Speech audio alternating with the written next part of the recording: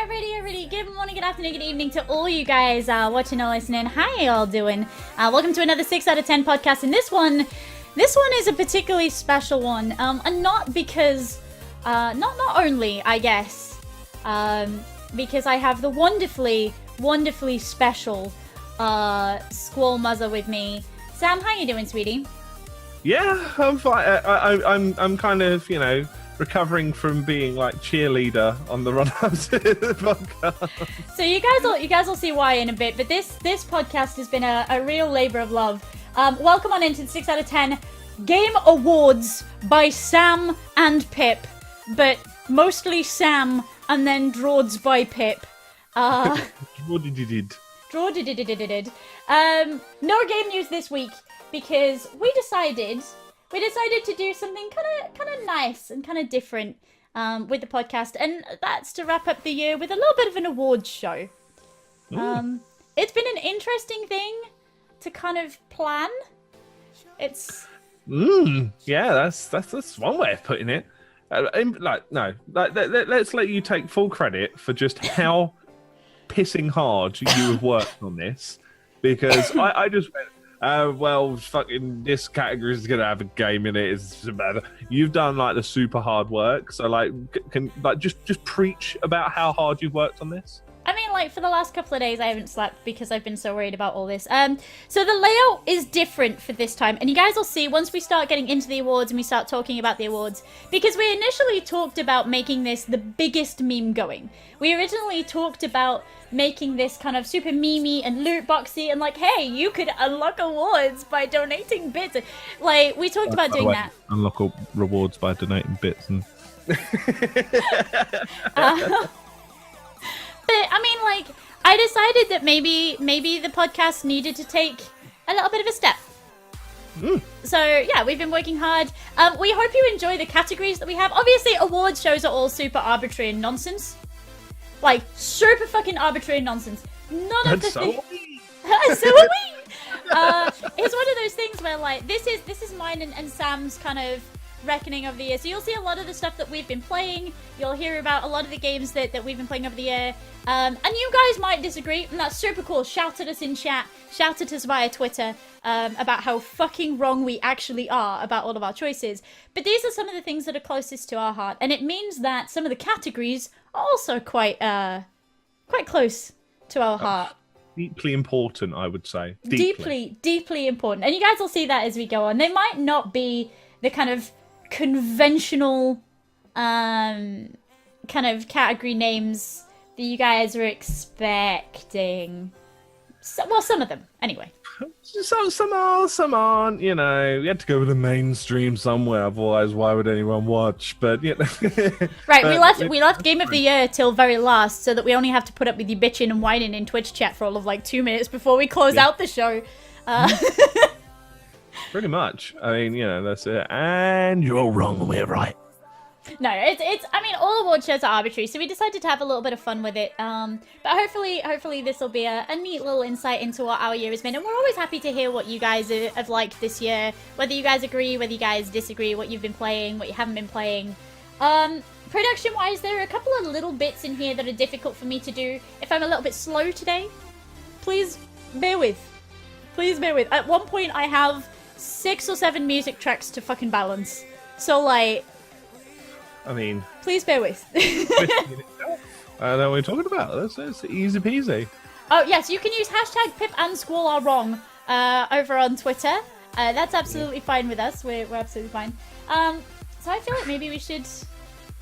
Should we do some awards or some kind of... We should probably say that we liked some stuff this year. I don't know. Did you? I hate everything. Well, that's the thing. You never like anything any year. So... It's whatever. No, we open up our first award, and that's Best Story. Now, Best Story has been a super interesting one because there have been so many really strong narrative games this year. Some super strong narrative games this year. We start off with Stories Untold, for example. The game that I didn't even kind of expect to move in any of the directions it moved in. Like it just completely bamboozled me from start to finish. Like just it made me too scared to turn around, and I don't get scared. But I refuse to turn around through one section of this game, which is quite impressive in of itself. That first bit where you're playing in the house, and the game starts off wonderful, and it takes this turn that roots you in your seat. It absolutely roots you in your seat. Stories Untold is a wonderful, wonderful, wonderful contender for this one. I absolutely adored it. And it was one of those that came about this year that kind of, it wasn't that expensive. It was like £6-7, something like that. Yeah, it wasn't that kind of expensive to jump in on, but it was totally worth doing so. Totally worth doing so. And who would we be to present an award if we didn't mention Hellblade: Senua's Sacrifice? Yeah. I think everyone and their mother has been talking about, which, considering it was indie-ish, is kind of impressive in of itself, and one hell of a story. One kind of a narrative experience, I guess. Yeah, I mean the gameplay elements were seriously lacking. I think had it had, and we've talked about this a lot with all sorts of different casters, if Hellblade had good, strong gameplay elements to it, it would have been Game of the Year, flat out. Yeah. Flat out. Hellblade has been a real staple, I think, on Twitch for the last year, and deservedly so. It's a wonderful, wonderful experience that, you'd want everybody to play through. Yeah, and actually decently deals with the subject of mental health, which is like almost unheard of. Yeah. The absolute the way that they worked on it was wonderful. Super clever. The next one that we've nominated for this is Tokyo Dark. Ugh. So gush about Tokyo Dark for me for just a minute. So Tokyo Dark was it was from the Square Enix Indie Collective that they do. Or I think they just call it Square Enix Collective. Anyway, and it's the tale of a police detective who loses her partner, who is also her partner in the other sense as well, and goes through a journey to find out kind of what happened and why things happen. And through the course of the game, you can take various paths that affect your sanity and how you perceive the world, and you'll see different like weird things starting to leak through into reality, and questioning whether some things are real or some things are just things that you're seeing.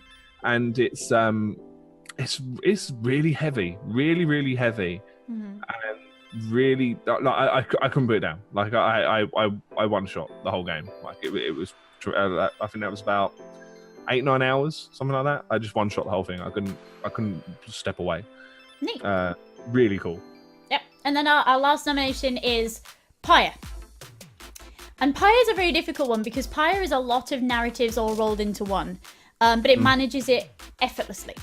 Absolutely effortlessly. The character design in it is wonderful, and that carries the narrative along through the trials. And where the gameplay may get a little bit repetitive at times, the character development is absolutely wonderful. Absolutely wonderful. It's a beautiful game, and it deals with, again, some really heavy things. You at some point say goodbye to characters, and it hurts. And you're dicing with people's lives constantly. Yeah. Freedom. Not just your own, but the people that you're playing against. And some of those, it feels awful to win against those people. Which makes for a really clever sort of, it makes for a really clever dynamic throughout the entire thing. Emotional blitzball. Yes. It's another way of spinning it. I feel like that should be a tag on Steam at the moment. It's emotional blitzball. I would definitely accept more emotional blitzball games. Yeah. So while we had our favourites out of this lot, we both kind of agreed, I think, straight away on which one this had to be. Yeah, I mean, it, without a shadow of doubt, except in the narrative. I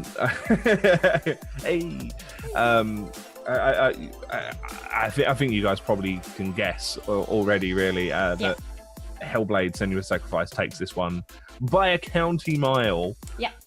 Just due to the sheer strength the subject matter and how just fantastically well it's handled.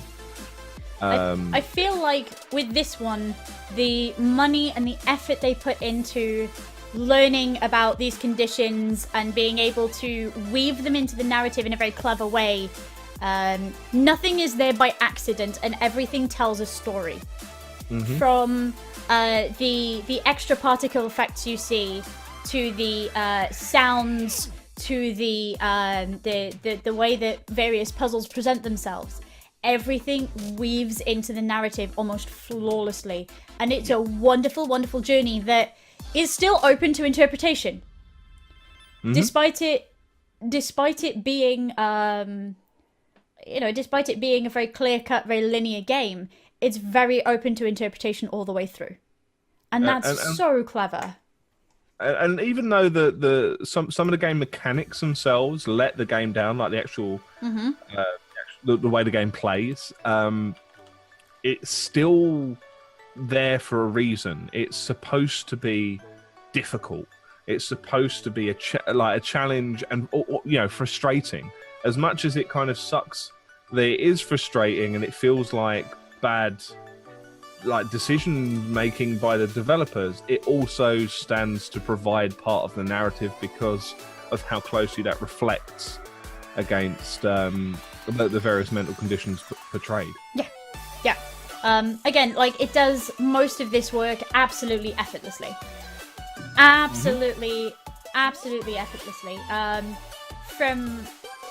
We're seeing a real wide range of symptoms, but not only that, but we're seeing kind of where they came from, and that's often a step that's missed out.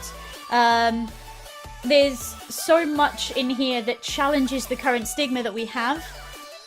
This is such an important game moving forward, and it doesn't overly matter that the gameplay elements don't work so well. As far as an experience and as far as a story, this game is so compelling and so true to life and so wonderful, despite it being this sort of fantastical adventure. Yeah. And, this game is so important. We discussed this before, I think, with Adam, that it would have worked as like a stroll-playing game, That's still my favorite. That's still my favorite expression ever, is a stroll-playing game. Yeah. But like a walking simulator sort of game. But but as I say, that the difficulty that you encounter through what you can see as being bad game mechanics that are the part that you would say let it down, it does add to the narrative, and it's very hard to differentiate between it just being a slog to get through, and I think some of the sections do feel like a bit of a slog with the combat and whatever else, but I think at times it's meant to. Yeah, it's and again, that weaves back into that narrative. And the puzzles could have been more involved, but again, the fact that the puzzles are all very similar is again another symptom of the mental illnesses that they're trying to portray. So it's a thing.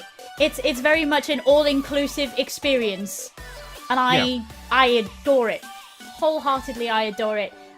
This is an amazing experience to be had. And if you guys haven't played it yet and you enjoy diving into these really deep, yet sort of self-contained narratives, this works super well. Just be aware that some of it is a little bit upsetting. And if you're seeing this during the Steam sales as well, I'm pretty sure this is on sale as well for it. So even more excuse to pick it up just in time for Christmas. Yep, absolutely. Not the most festive of games, but I I like spreading the festive cheer through mental illness. I don't know what you're talking about. Oh, that's what I do every year. Oh no.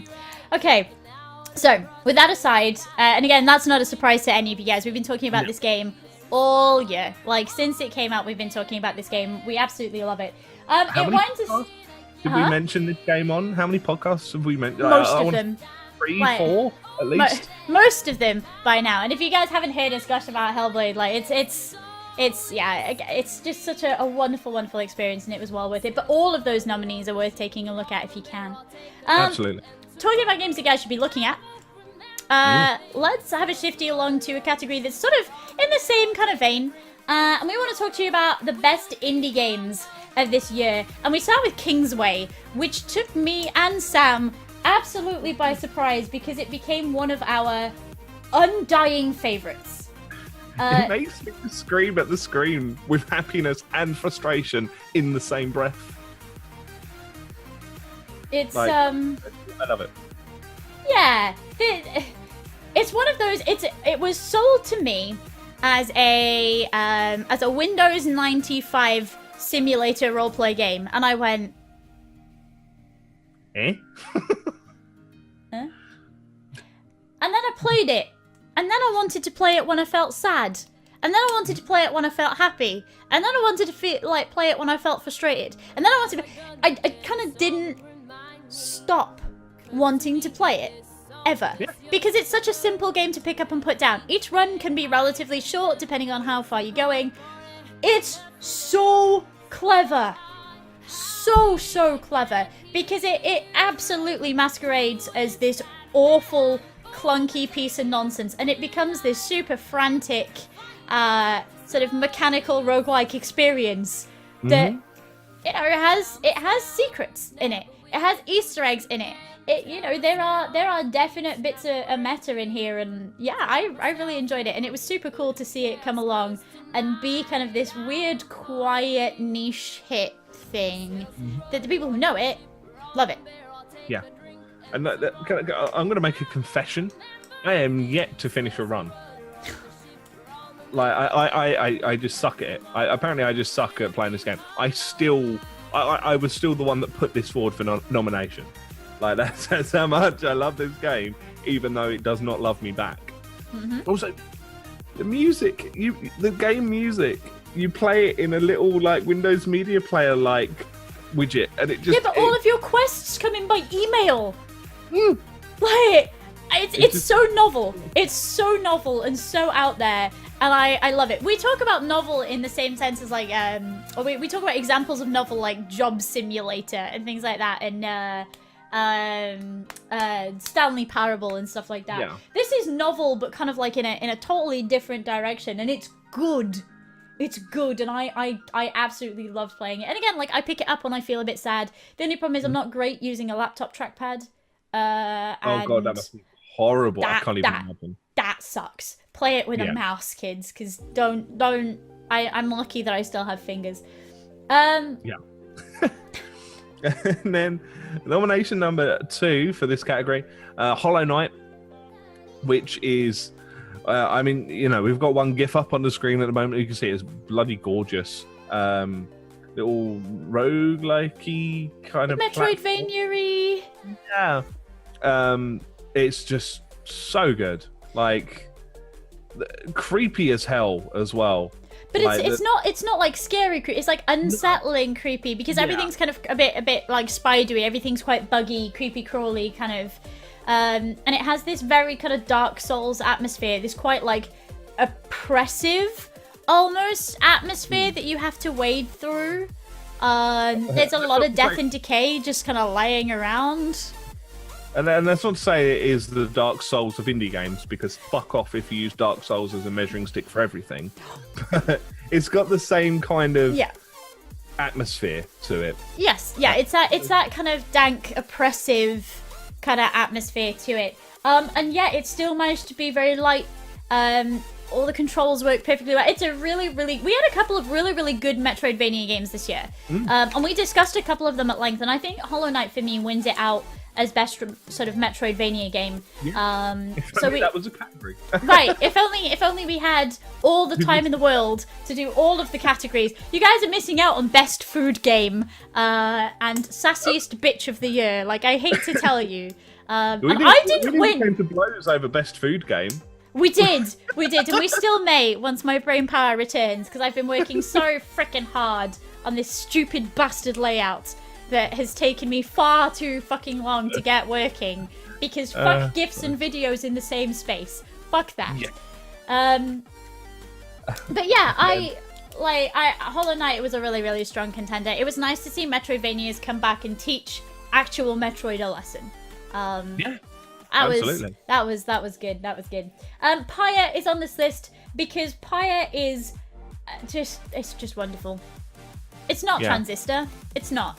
But No. I still haven't played Transistor. You I should. I know I need to. Yes. I know to the depth of my being. But there is a part of me that's scared to, because I love Bastion so very much. It's and I've very, heard it's hype very about different. Transistor. It's that, very like, different. Yeah, I know You'll it's be different, fine. but like, there's so much hype about Transistor, but I'm almost terrified to play it because it can't possibly live up to the level of hype that it's been given. But then maybe it does, and I'm so scared. The last 5 minutes of the game will win it for you out, but you have to get to those last 5 minutes, and I won't spoil it. But you have to get to those last 5 minutes. Play it out for that. Gotcha. But yeah, no. Pyre is it's very clever in that it's every single thing that Supergiant do well, but in a completely different genre. They marry narrative and sort of almost visual novel elements with the Blitzball game perfectly.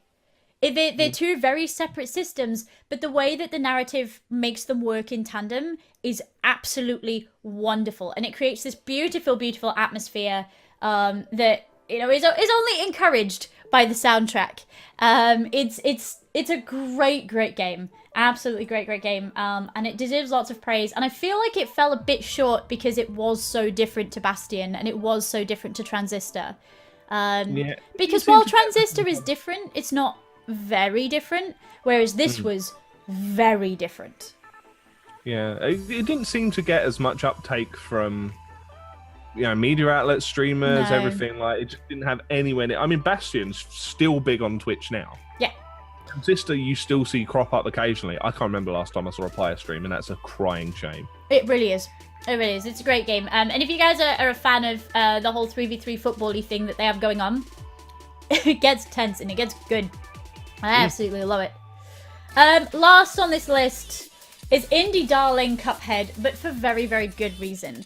This game was one of those that came with so much hype. And unfortunately, with a lot of these games that come with a lot of hype, they just fall flat on their absolutely fall flat on their face. This lived up to every single piece of it. It sounds gorgeous and the music fits the theme. It looks gorgeous and the animation quality is staggering. Absolutely. I would say, actually. Like, Absolutely. Yeah. And it just honestly feels like playing an episode of the really old Tom and Jerry cartoons. And like, it just, I guess it's just, it kind of just preys on your nostalgia in a way, because it just transfers me back to being like single digits of age, sitting watching cartoons from like a yesteryear from my youth as well.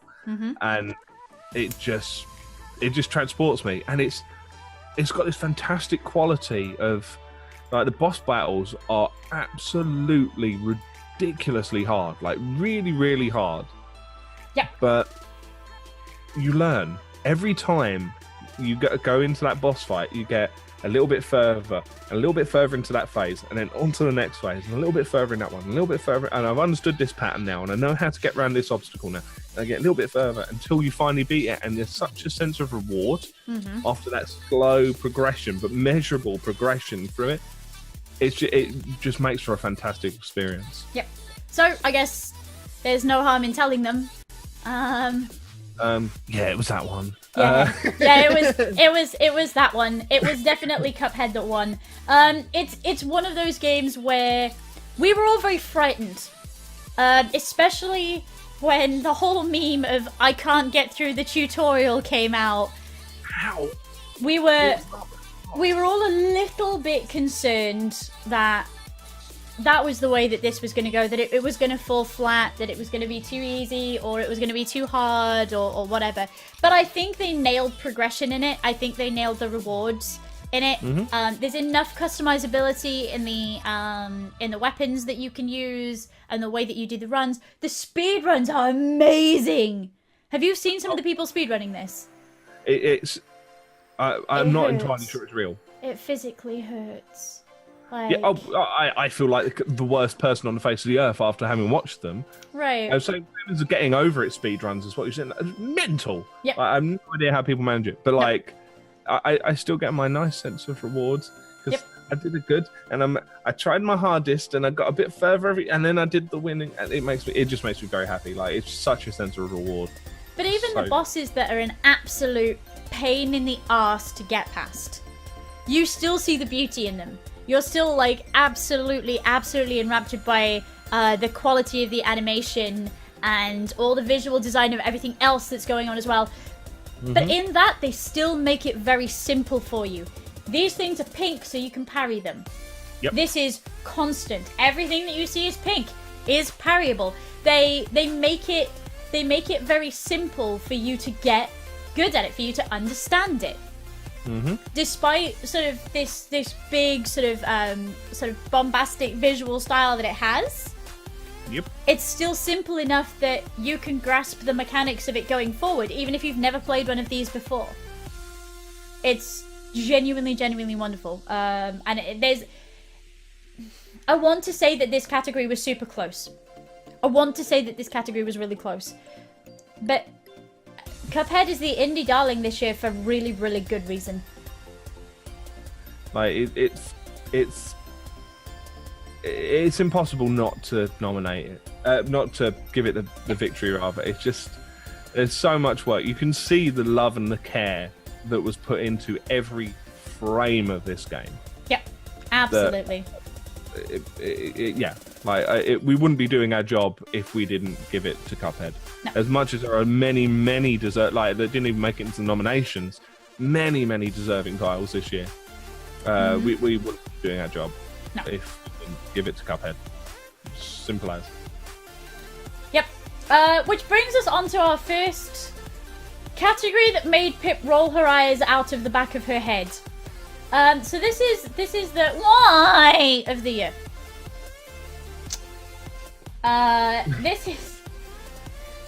This is why of the year, and these are the things in the gaming industry this year that kind of made us look and go,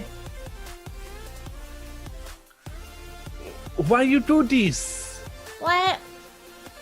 Yes, that face in chat right now. Exactly. Just Pip, why? So to start us off, you've got Destiny 2 releasing their first piece of DLC, and then going, oh yeah, we're going to lock out some of the base game with that release because fuck you, spend more money on our game. Because that's a simple and normal and, fair way to conduct your game and completely understandable, and fuck you. Yeah. We're gonna talk a little bit as we go on about DLCs and expansions and timing of them and things like that. We've got a little bits like that. But this seemed particularly fuck you, not only because the DLC was coming out so early in the game's life cycle. Right? Mm-hmm. Because all of these perpetual games, they have a life cycle, and to have an expansion so early is like a little bit upsetting.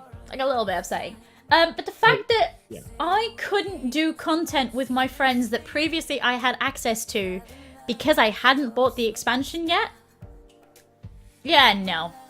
Which is like another half again on the cost of the game as well. Like an extra, what, $20, something like that? It's not cheap to do. That's only going to for its lifespan, and they did the exact same thing with Destiny 1. Yep, they exactly made it, and we called it out then. We said this is a mistake. You are bad for doing this, and they just kind of went, "Oh, sorry. We'll learn from these experiences." Did you? Did you really? No. So yeah, that's Destiny 2. Oh god. Do you like my gift for this one? I quite liked it. I mean, if it wasn't like in like 4K when I downloaded it, was it? It would have been slightly better. So I have this pet peeve right? And it like Bungie do this a little bit, but I have this pet peeve that we've seen a lot for the last couple of years. We've definitely seen it this year, and I want to strangle every company that does this, right? Mm-hmm. If I don't know what your game is yet, don't sell me a season pass. If I don't know what the content of the game is like, don't sell me a season pass already. And there are so many examples of this year. There are so many examples of this last year and the year before, and I will keep on saying it. Do not sell me a season pass. And I remember working in a game and having to do this to people and feeling like a fucking monster. Yep. They're like, what's the game going to be like? And I'm like, well, I don't know, but you can buy the season pass for an extra £25 and you're going to get maps and stuff. Stop. And so the best example, and the reason that we've got the GIF there of Call of Duty World War II is because at PSX, they had like a PlayStation press conference. And they did, right at the start, they went, okay, right, here's the trailer for Call of Duty releasing like next month or something like that. Showed the trailer for that. And then immediately following it, here's the trailer for the DLC launching in January. No. No. Yeah. It's one of the things that frustrates me, especially if you look at where because all this has come from, I feel, places like in games like Evolve. I don't know what happened before Evolve, but Evolve is this big standout thing, and I know that's a little while ago, but that's kind of where all this has come from. Where you have... Evolve didn't work! Here's a game. Here's the premise. Not even here's some gameplay and how it works. No. Here's the premise of the game. Here's the 12 different variants of DLC you can buy for said game on release. Here's the season pass and the 832 things that don't come in the season pass. So yeah, this is one of my wires for this year. Don't fucking do it. It's shit. Why are you still doing this? Can I start screaming now? I mean, yes, but you have to scream for like a shortened period of time before I will allow you to do so for a longer period of time. But this no, I mean, like that's why I want to do the long scrims about the next one, the next not because fucking Final Fantasy Bastard 15 has is a bad. Universe. But Final Fantasy 15, here are some chibi dickhead versions that you can play on your mobile and buy it episodically, because that's something anyone in their sane mind would ever want to fucking do. Oh, also, we're going to throw out a fishing VR game for £25, which is literally fishing. Like Sega Bass Fishing did it better, but you... Sam, where do you get cunting pounds from? Where'd you get cunting pounds from? Square Enix's enormous Scrooge McDuck bank vault, which the producer of Final Fantasy 15 regularly has a swim in. I mean, I fucking love Square Enix, apart from this shit.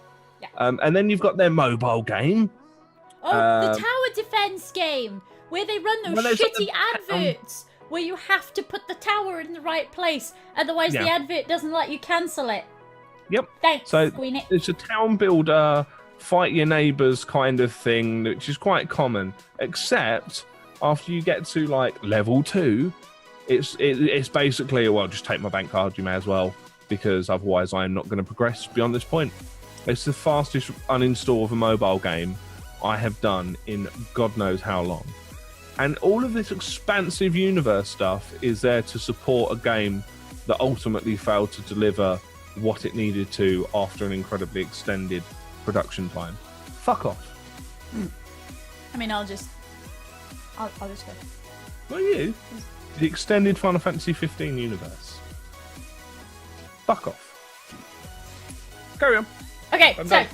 last Y nomination of this year, and this is something that obviously has only come about very recently, but why is Death Stranding actually a film?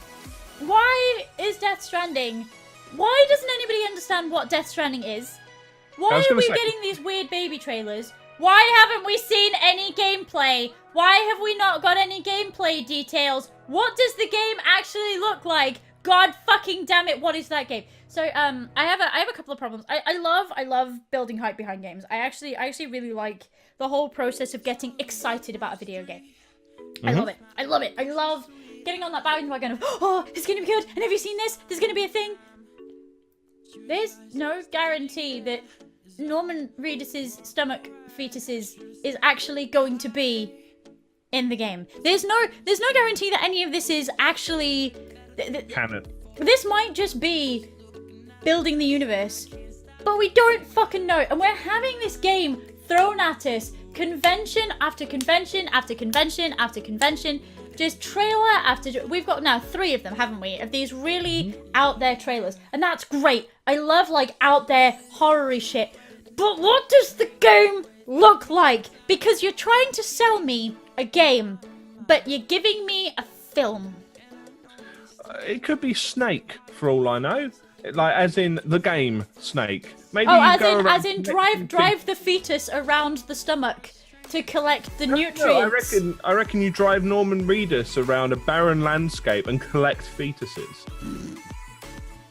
Oh, that's really grim. Let's not ever go with that. It's just, you know, on like just feet on the floor, face in the dirt, motoring forward, gobbling fetuses. That's the it's thing is that's entirely plausible. Exactly as plausible as that being an action adventure game, because we don't know a fucking thing. And we keep having these news reports. We were like, Kojima, what is it? And he's like, meh. You'll have to wait and see. And then we're like, okay, Norman Reedus, what's this game like? And he's going, I actually don't. I've just grumbled into a microphone a bit. Mugger knows. I just don't. I don't even fucking know. And we're like, okay, Del Toro, what's this game actually like? And he's like, well, I mean, I don't really understand, but it's his vision. So, and we have to remember, of course, that this is the man who wanted to put a 3-week-long boss fight into the Metal Gear game. I can't. I can't get behind it. I can't get behind any of it because I don't know. I'm not a film kind of human being. I love to be involved in these stories. It's why Best Story was our first award of today. Because stories are the closest thing to my heart. But I like to be a part of these stories. I like to be more than this observer. I like to be this driving force in them. But what Kojima is currently doing is handing me a DVD.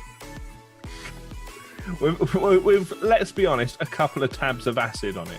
Like I'm sat here with my controller going, yes, please do the thing, and he's trying to put a DVD in my Xbox. Like, I want to see more, and as soon as I see more, I can start to get excited about it. But why are you trying to make us excited about something that currently isn't a game?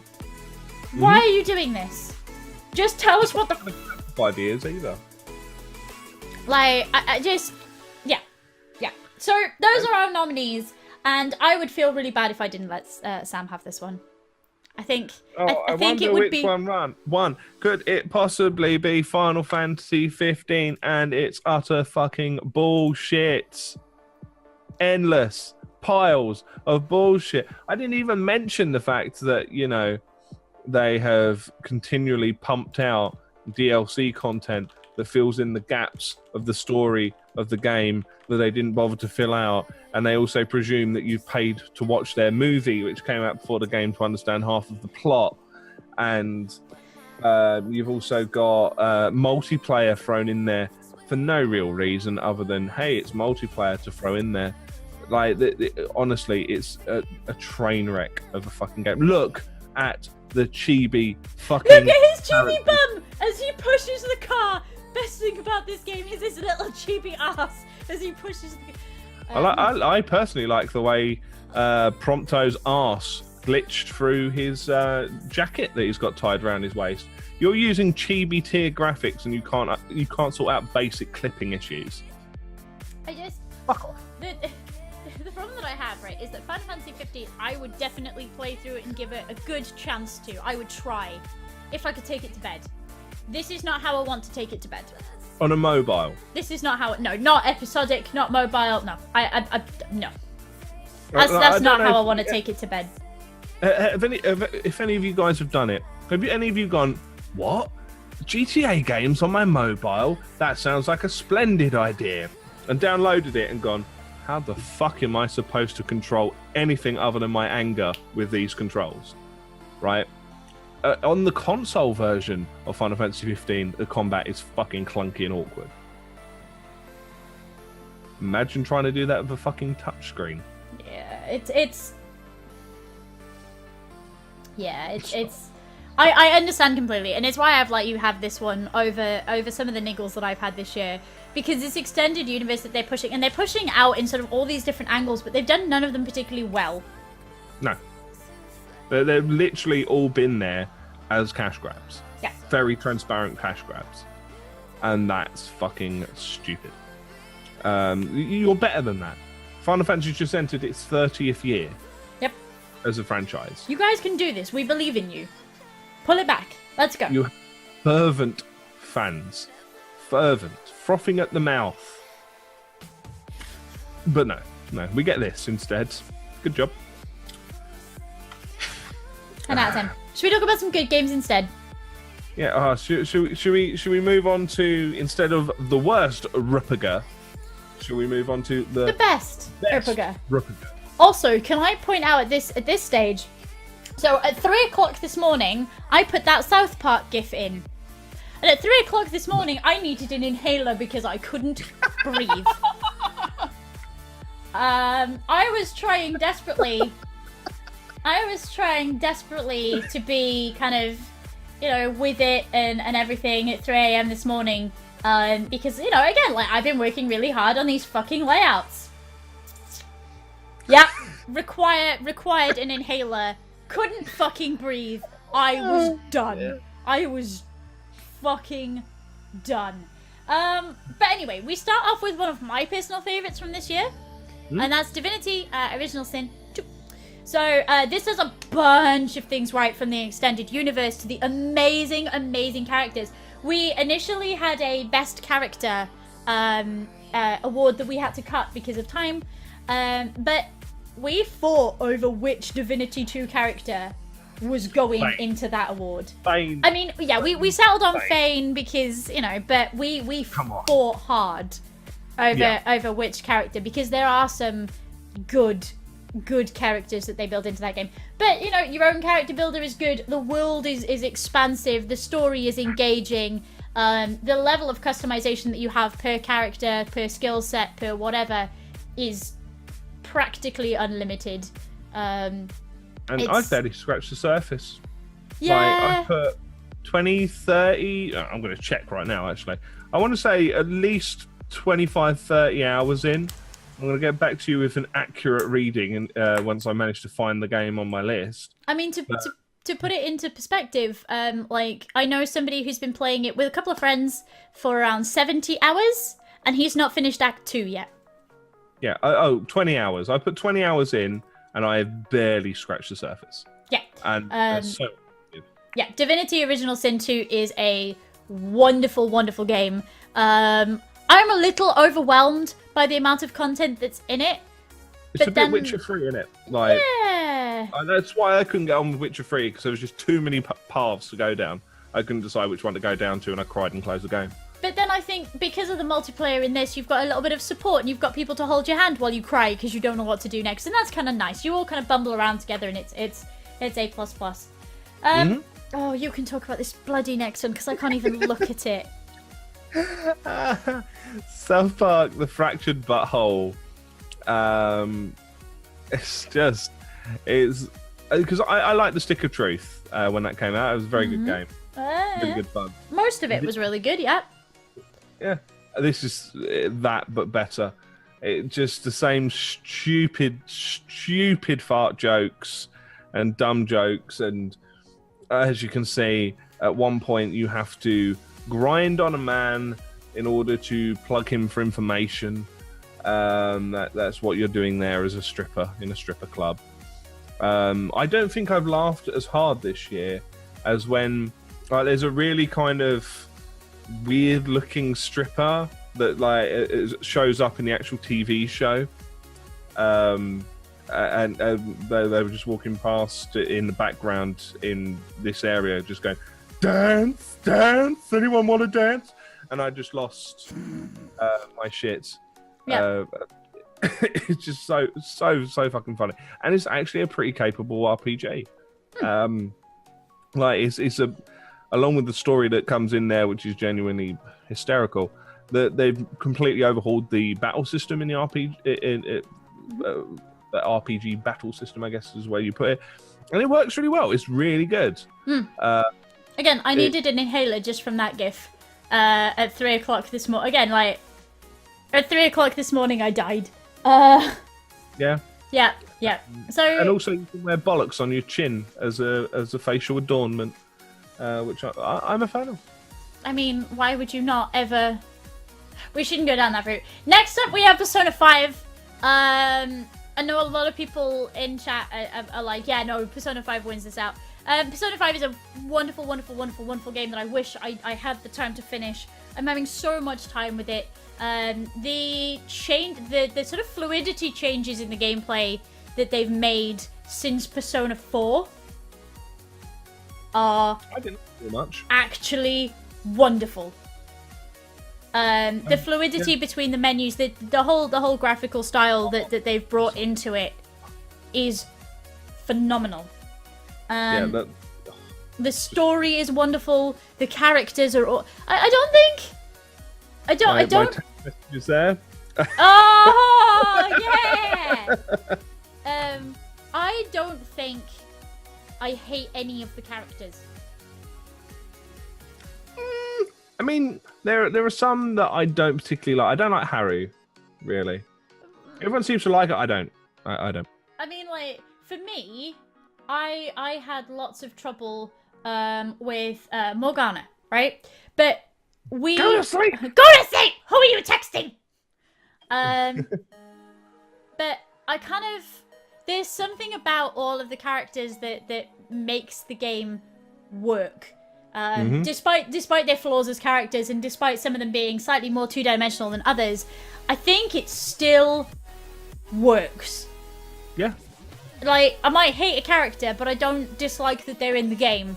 If that kind of makes sense. All the characters make sense within their sort of place in the world, and that's good. The storytelling throughout, including the environmental storytelling because of the story, is ratcheted so high. It's super, super good, and it's so easy to get lost in. And I still vote Akechi for best boy. I mean, you're not quite wrong. Yeah. Yeah.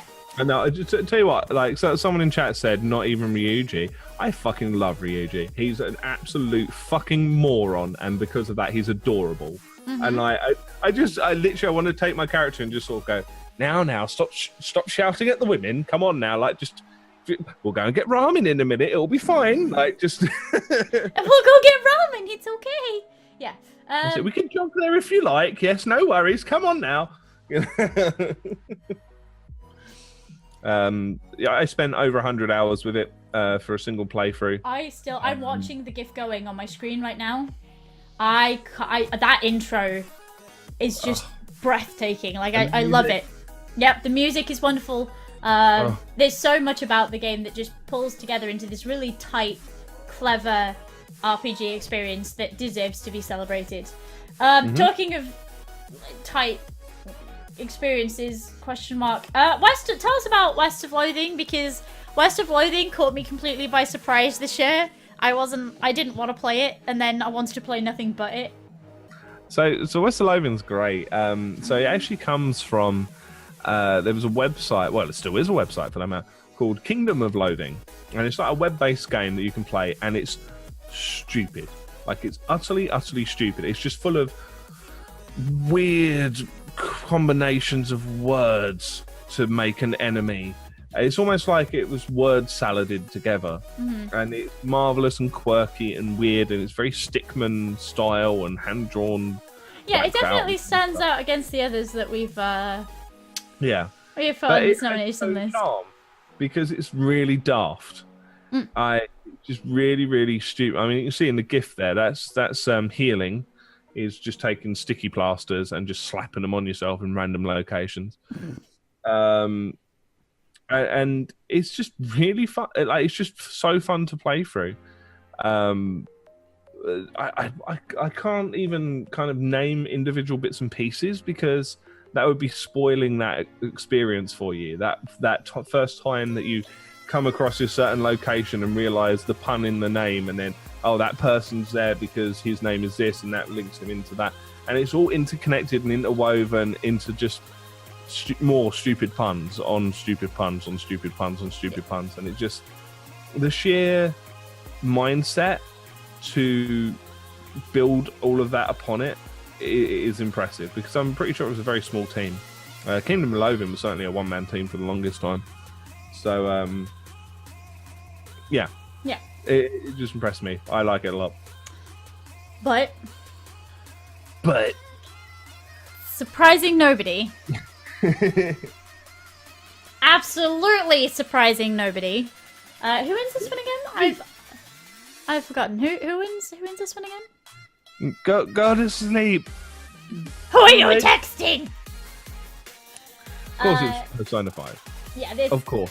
This has to be Persona 5. There's no two ways about it. This had to be Persona 5 that won this. It's such a complete, refreshing experience to play. It's genuinely wonderful, provided you can put the hours into it. Yeah, and it's immediately gone into my best RPGs of all time, easily. Yeah. Yeah, it makes me very happy. It just fills me with joy to play it. There's part of me that really wants to go back and do a second playthrough. Also, like, you learn stuff about Japan, like the injustices of their police system and whatever else. Like, it's all factual. It's all based on stuff, and that kind of makes me happy. Yeah. I mean, learning things in games is great. Yeah. And you make loads of coffee, and that makes me happy. There are flaws in this game. Like, there are points in the game where it gets a little slow here and there, a little repetitive here and there with some of the fighting. But everything else carries it so hard. I'm just looking at the visual design of, like, the battles and the UI. The UI. So the first time I saw the UI for Persona 5, and we saw it at a conference. The first time I saw the UI for Persona 5, I needed new knickers. Genuinely, it's so gorgeous. None of us could quite believe that was what we were actually gonna get, and it was in the end. That's what we got. You know, we got this beautifully slick. And I mean, I love Persona 3, and I loved Persona 4, and this is such a big leap up above those. Like, big leap up above those. It's absolutely wonderful. So yeah, go play the shit out of it. It's good. They actually had a separate designer for the menus and the battles, for like the UI. Like, all of it was all separated out into like their own teams to make them such a slick, shit hot experience. But it is. It's wow. Yeah. It blew me away how much of a sort of fluid experience it is to go through the game and to go through the UI and to go through your phone and to go through battles. None of it feels out of place. Not like a single bit of it feels out of place. The first time I opened the menu, I was like, whoa. Like, when have you ever done that to a menu? You've never pushed the fucking start button on Windows and gone, whoa, that's just blown my mind. Like, right? How can you manage that much amazing, I don't know, excitement from a simple fucking menu? But we did that when this game, and I'm a little bit of a I like UI. UI is super important to me, right? Because it's the difference to me between a game being kind of clunky and a little bit, you know, whatever, to being something that kind of stands out. And when we saw the first trailer, I remember sitting there with a couple of friends and just going back through it, to look at all the little details that they've put in, because there are so many small touches in there that give you details about the characters and give you details about the setting and give you details about, you know, all this kind of stuff. And yeah, you know, Steve in the chat is right. Like, it gets forgotten a lot. It gets kind of cast aside as, oh, well, that's just buttons a lot. But it really ties the whole experience together. It's just wonderful. You can tell why they put, you know, different people on it. It's, for sure. Yeah, it's great. It's great. 8 out of 8, mate. That's the one. This is the part of slaving away over this layout that I enjoyed the most. Are you guys ready for best loot box of 2017? Alright, so we're going to talk about some loot boxes because I don't feel like we could get away with kind of not doing that. Yeah. Where do you want to start with our nominations for these? Because I feel like... Do you think the gifts are a little interchangeable somehow? just a teeny tiny bit. Alright, so who do we want to rant about first? Actually, I'm going to start with the one that I like the most in a kind of ironic fashion. Yeah, I'll take that. So there's a game that came out on Steam called I Can't Believe It's Not Gambling, and I think it's like Game of the Year edition. Yes, Game of the Year edition.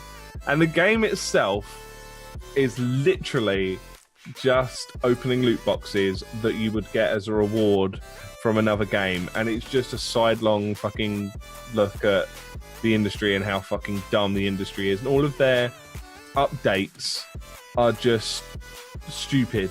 Like, they'll update it and say, like, oh, we've added this new button in, we'll be monitoring it closely to ensure that it gives a level of reward that both we and our consumers expect.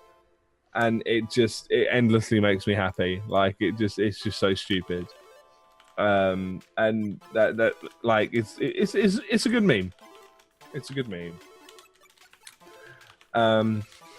But who next?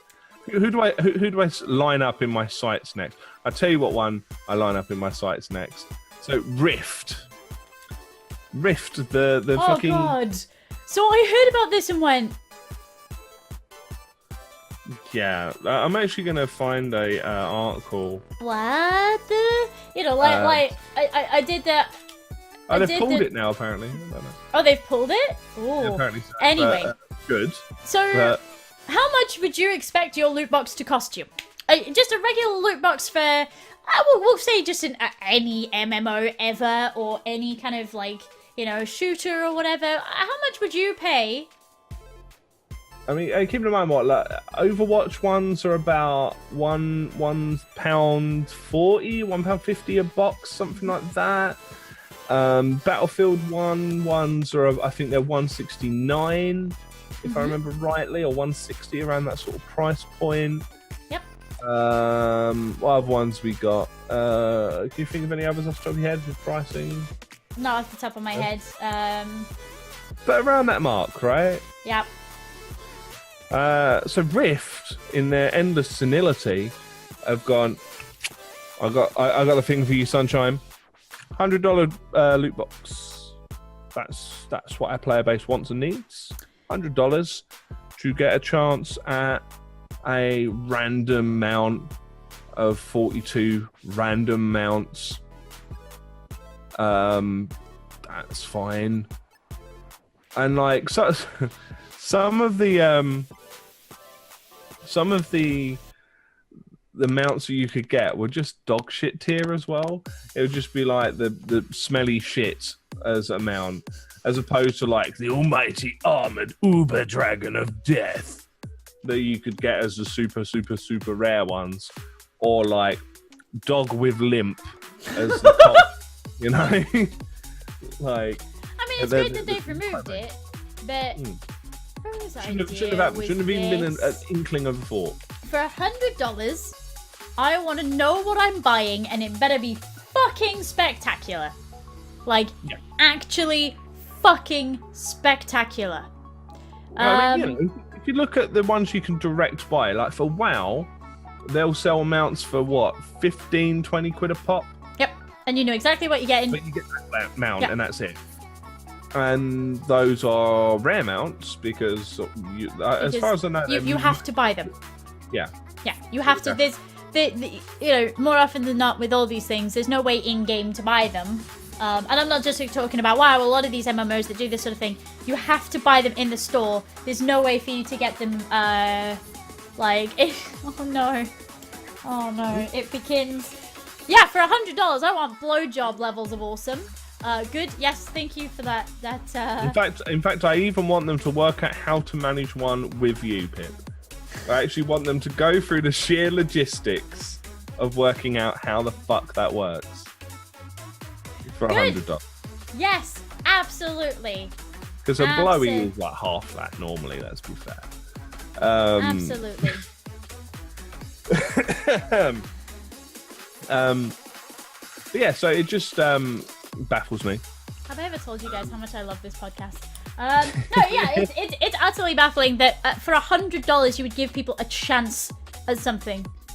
Yeah, that's silly. So yeah, no, it's good that they removed it, but that's probably one of the standout loot boxes of this year, where you kind of don't understand kind of how that happened. Talking about not understanding how things happened, BlizzCon this year had a What's in the Loot Box panel, where I need to drink more for this. Carry on. Okay, so imagine this. You're at BlizzCon, and BlizzCon go, what's in the loot box? Come find out. And you think, all right, free stuff. And you sit down, and there's a big loot box on the stage. And a couple of YouTubers who you know and you love, and a couple of streamers that you know and you love, walk out onto the stage, and they talk about what's in this giant box. Okay?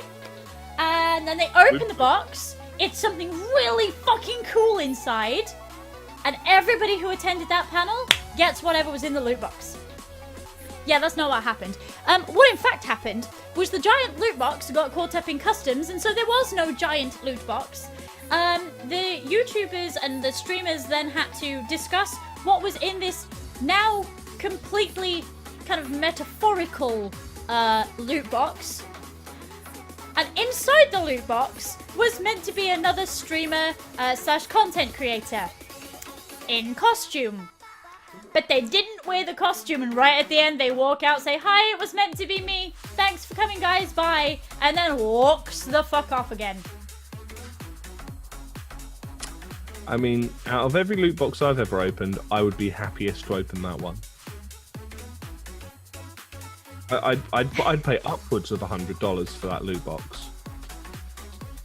So, yeah, we talk about kind of how much, the Rift loot box is kind of like how did this pass any kind of, they got nothing.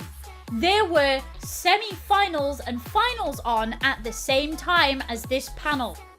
People made sure that they went to the loot box panel because they thought they were going to get swag. Instead, they missed out on some of the best damn games of BlizzCon. Mm-hmm. Fair and balanced. Speaking of fair and balanced, our other nomination is Star Wars Battlefront 2, which obviously... No, I will... Battlefront 2, Battlefield 2 even, doesn't have loot boxes. They took them out because they care for us deeply, and they really care about the community. And the community spoke up against microtransactions and loot boxes, and so they took them out. Oh, did they? I mean, like, they've taken them out temporarily. And for that reason, everything's all out of whack with balance and whatever else. It was horrendously expensive to unlock any of the well-known Star Wars characters. Fucking characters. Yeah. People like Darth Vader. You know that bloke. He was. I think he worked in accounts on the Death Star, didn't he? I'm not sure he was any of the main characters. But did you hear the excuse that they gave for not putting like cosmetics in instead. Did you hear that? So No, I just felt the sharp kick in my bollocks. Is that what they were attempting to do? So they didn't want you to be able to customize characters by putting in cosmetics, because you might end up destroying the canon with things like a pink Vader. It was later discovered that the game actually has lots of the mechanics in place already to customize your character. Mm-hmm. You know, the Star Wars canon that they stretch to all hell constantly. That one. Yep. Genuinely ridiculous. And a quick reminder, these are temporarily removed from the game and will be making return at a later date as EA plods on towards adding this in and shoehorning this into every game ever made. Yeah, please don't think for a second that they've done this because they care about you. Please don't think even for a second, like, No. that they've done this because they care about you. So yeah, there's been a lot of slime. There's been a lot of dirt going on about loot boxes this year. We totally couldn't, but for the sheer, I think, hilarity of it. I think despite the madness of the other ones, this one actually managed to get it more wrong than the others combined. I mean, but its very core components.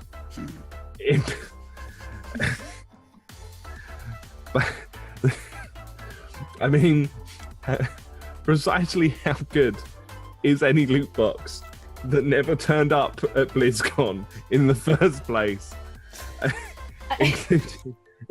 including half of its contents?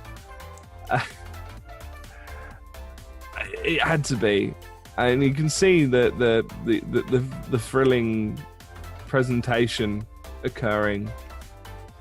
Like, I think that's like the stand-in loot box that they used, which was like a teeny tiny Overwatch one, which said man would not fit in. And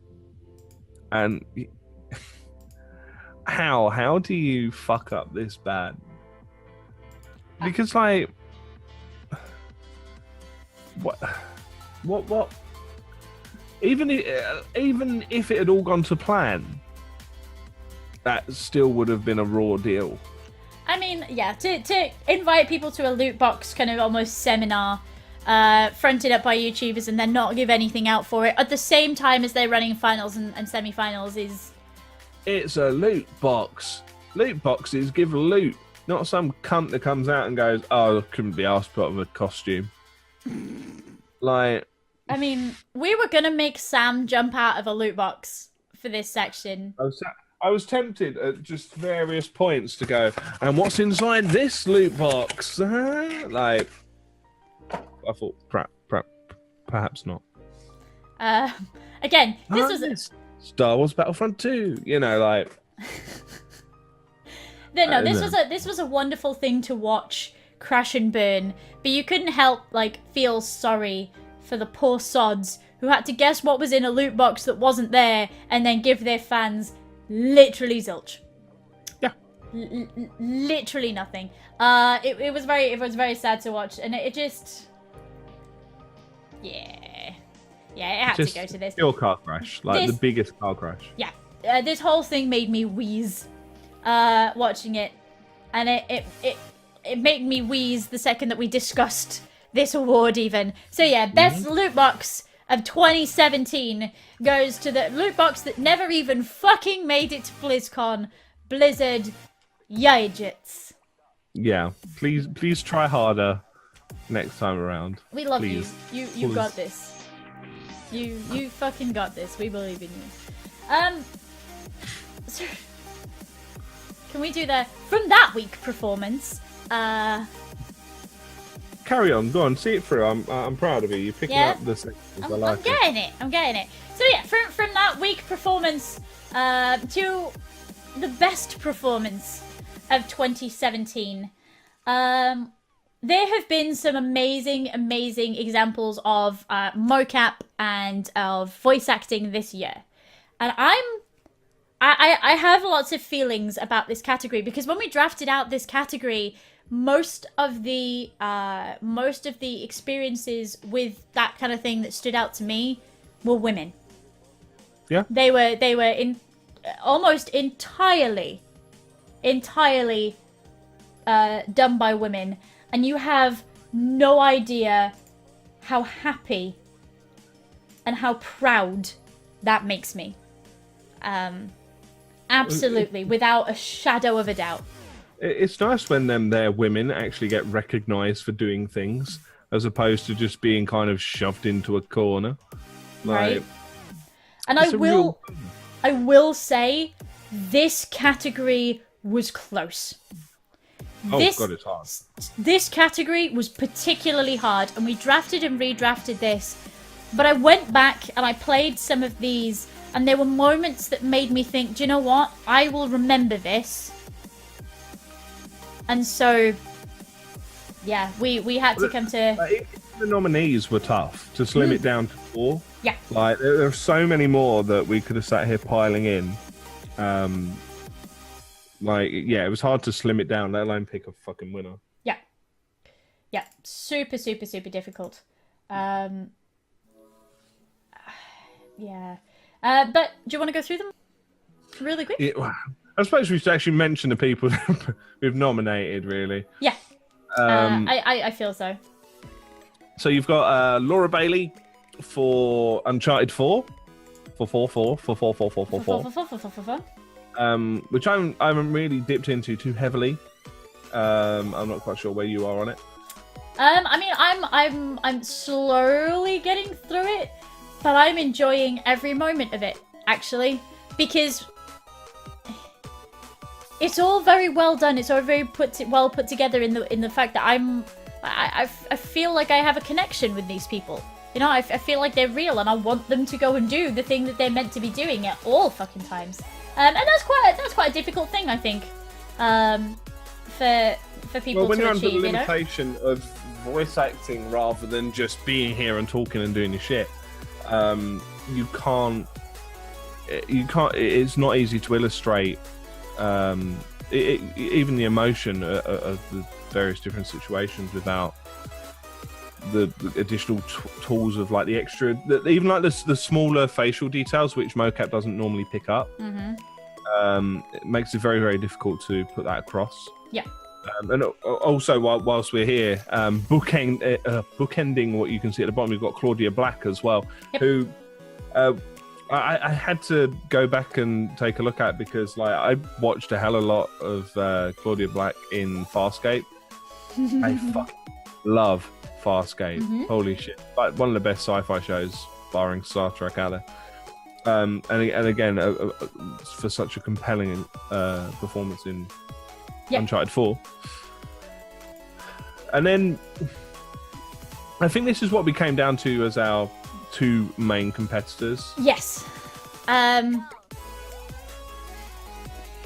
it's been it's a very difficult one because Hellblade was such a masterpiece, but it was entirely driven by Senua and the believability of Senua's condition, because she has to portray Senua, but she also at various points becomes these different people who speak through her, as well as all the different facets of being Senua. I'm just going to continue to punch my microphone for the 56th time today. I'm really sorry. I'm super expressive today. I'm not sure why.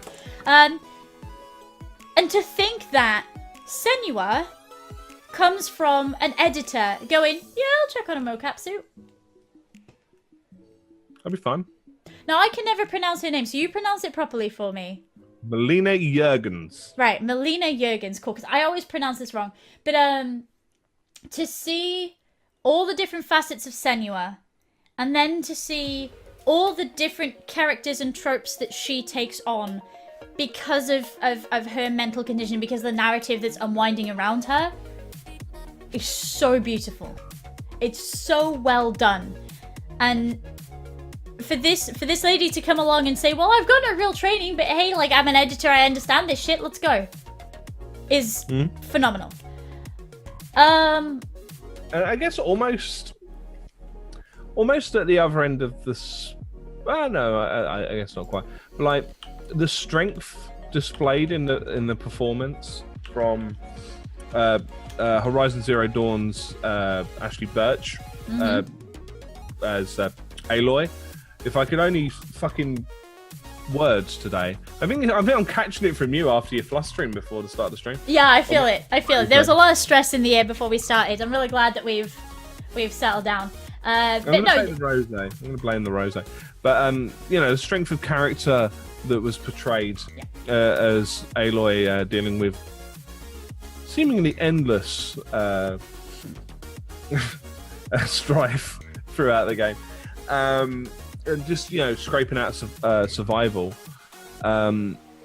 Like it's not quite the same as what was portrayed in Hellblade, but it's along the same kind of track, right? Dealing with adversity and like facing up to it, and it's a subject matter that's very difficult to do well. Right. Absolutely. In both cases, for sure. Yeah. Although this is a very alien world that we're dealing with, in both cases, both of these characters are so convincing in their world that it feels natural to us to be there. You look at Aloy in these big ruinscapes. You look at Senua in Helheim. Hunting down Valraven, like Valraven even. It's entirely believable because these characters don't feel out of place there at all. Not in any way, shape, or form do they feel out of place. So this one was super, super difficult. But I think we would be cheating Hellblade, and we would be cheating the character of Senua, and we would be absolutely cheating Melina Juergen's performance if we didn't hand it to her. This is where this doesn't work. Please. It worked. It's been broken for the last 10 minutes and I've been trying desperately not to panic. PJ. Best OBS fix. Tiny pixel. I'm good at what I do. No, we would absolutely be cheating Hellblade out of this if we didn't award it to the wonderful Melina Juergen. She does such a absolutely fantastic job of not only taking on Senua. I won't spoil the kind of details of it, but she takes on so many different characters who've influenced her. She takes on so many different kinds of Senua, and she portrays them all absolutely flawlessly. It's a genuine treat to watch it happen.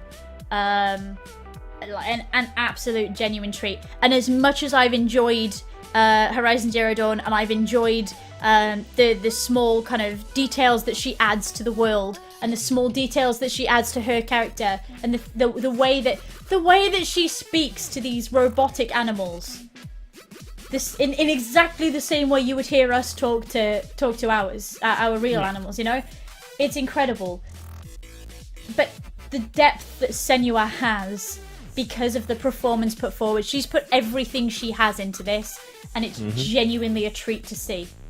Absolutely genuinely a treat to see. So yeah, she definitely walks away with this one. Hands down. But as I say, it was tough. It was tough between most of the nominees, and the nominees didn't quite make it onto the slate. Yep. It was especially tough between Senua and Aloy, but it was just an untoppable performance, I think. Yeah, wholeheartedly. I had to go back and play little bits of it, and there are moments where Senua looks a certain way, or she says something in a certain tone of voice, and I hear it and I go, that's what I sound like when I feel like that. Yeah. And it was that immediate, and you remember things like that for sure. So yeah, she had to have that. What shit opinions have you had this year, Sam? Most of the things that have come out of my mouth, to be fair. Because we had to have, I feel, we had to have this one, right? We are on Twitch, after all. Yeah. We want to talk to you about the worst hot take of 2017. We've all, like, most of us have Twitter. Most of us know about the Twitch drama that goes on, about the game dev discourse that goes on. Game dev discourse is always horrendous. Twitch drama is always horrendous. And the nice thing about lots of people having opinions is that we get to laugh at the really fucking awful ones. I love this first GIF so much.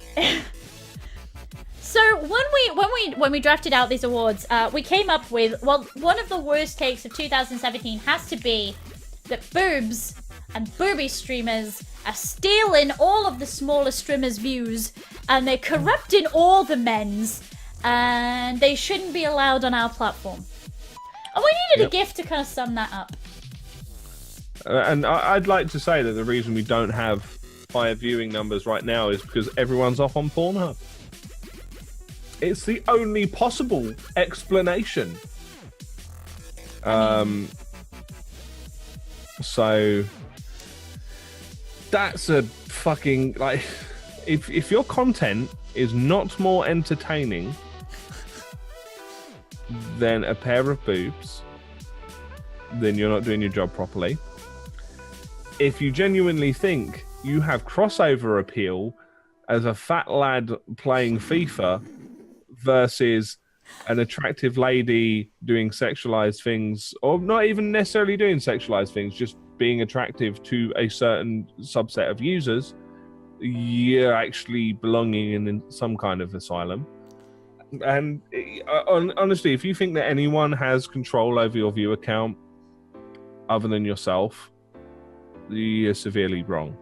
But I'm owed the viewers because I am good and I play the video games, and I don't have a Twitch account, don't you know? Yeah, shut the fuck up. I'm going to start taking a register at the beginning of my streams because. But yeah, no. Someone tweeted that, didn't they? Someone genuinely tweeted that. Yeah, they did. This is silly. The BBC even did an article on this that was the most horrendous thing I've ever read. Absolutely horrendous. It made me want to go and write my own one and send it to them and be like, hey, you can have this for fucking free. This is what it's really like.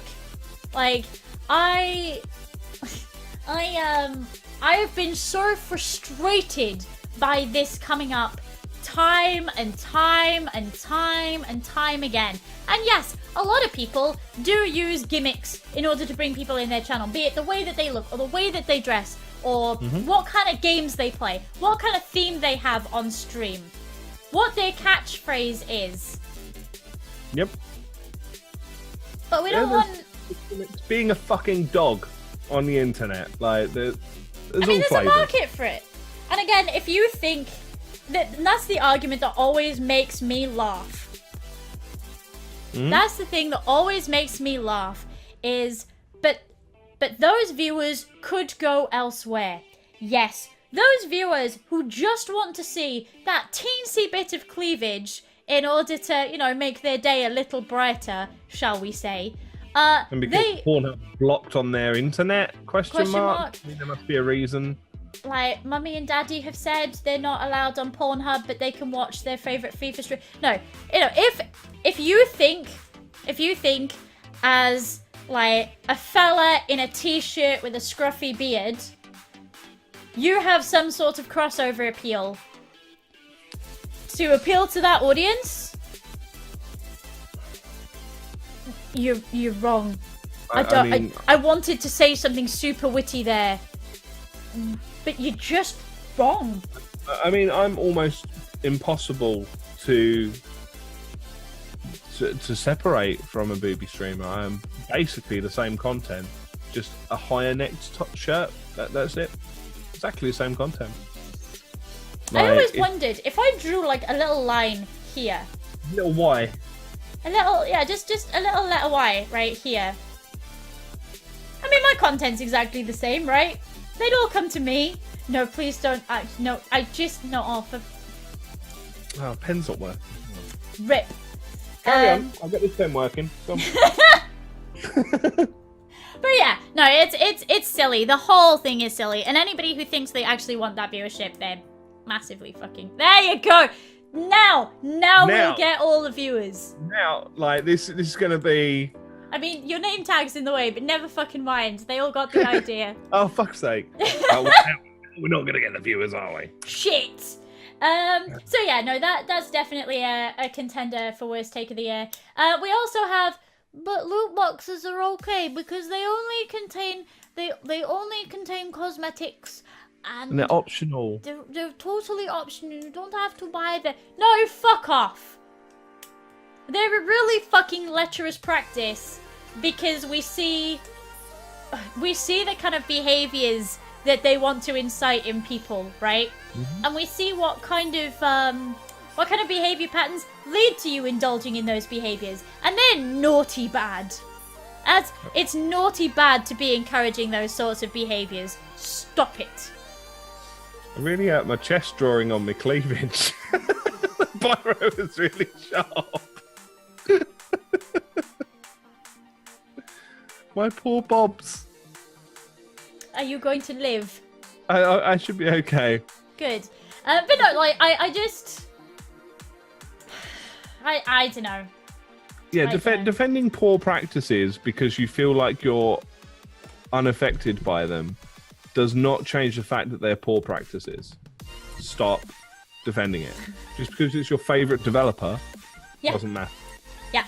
And you notice the disparity between, like, Blizzard are fucking morons because they put loot boxes and everything and it sucks. And then you have Destiny 2 is great despite having loot boxes in it, and they only do this and the loot drops are good. And yeah, fuck you. Like all that kind of stuff. Like, fuck you. If they're always good and they're always bad. There's no kind of, because the behavior behind it is the same and all that kind of deal. I can't actually tell what my next one is from the GIF. Okay, so games. That's fine. I know. I'll run the show for a bit. Please. It's fine. So game dev discourse in particular has been really strong this year, with people like the Cuphead devs coming out and saying, hey, we had to remortgage our house to be able to afford Cuphead, and if it doesn't sell very many copies, we're all fucking homeless. And then you've had people on Twitter who've gone, game dev's really cheap. I don't understand. Why don't you just press the multiplayer button in Unity and put multiplayer in? Like, I don't fucking understand. There's been a lot this year where game dev is a cheap practice, and any game dev who doesn't do exactly what you want is lazy. Mm-hmm. Any game that sells any units ever clearly makes them millions. And in fact, if you save up, I think it was like $12,000, you can take a whole 6 months off to make a video game and, like, not have to worry about anything. I mean, totally. Yeah, that's reasonable. Games discourse this year has been utter bullshit, but the one that the worst hot take ever right now is game dev is super cheap, and any game dev who doesn't do what I want them to do because it's so cheap is clearly lazy and or mean. Yep. Go fuck yourselves. Actually, go fuck yourselves. Go make a video game and see if you can sell millions of copies. Fuck it. Go make one in RPG Maker and let me know if you manage to do it in 6 months. Alright, try that. Like, precisely. Absolutely precisely. And at the other end of the spectrum of crybaby pissants, hashtag support small nominees. Yes. People that expect by the addition of a hashtag declaring their stream size that they should immediately receive additional viewers. And people that just whore themselves around to be able to get those viewers in a very, I'm going to tweet at you when I'm going live kind of way. How many people have you muted for doing that on Twitter? So there are certain tags. I've muted dozens. There are certain tags that are muted in my Twitter. The other thing that I have muted is people who go live and they tweet at me that they've gone live. And what I tend to do is my Discord, for example, I'll sit in and if I've got nobody to watch, if I've got a little bit of time off, I tend to go over to my right hand panel and I scroll down and I look at who my Discord is streaming. And then I pop on over. And I go and have a look. And I go and hang out there for a bit. If you tag me in a tweet to say that you're going live and that I should be there, Bye. bye.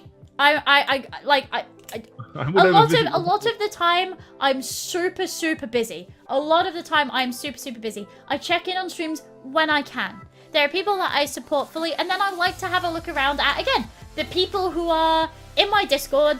I have a look at, like, who's going live.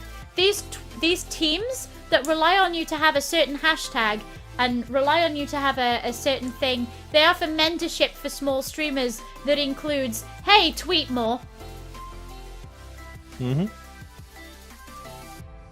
Hey, you should all go and follow each other. Follow for follow. You should all add each other to the auto host lists. Yeah, everybody add me. No less than 22,000 broadcasters at any given time. So that's gonna happen. The problem with support smaller streamers, right, is if you say I'm a small streamer, you've immediately devalued your content. If you are a growing streamer, if you are a streamer who is looking for affiliate, working towards affiliate, if you are a streamer who is an affiliate, use that. Use what you have, not what you don't have. If you are if your numbers are on the small side, you're a growing broadcaster who's willing to learn, like all this sort of thing.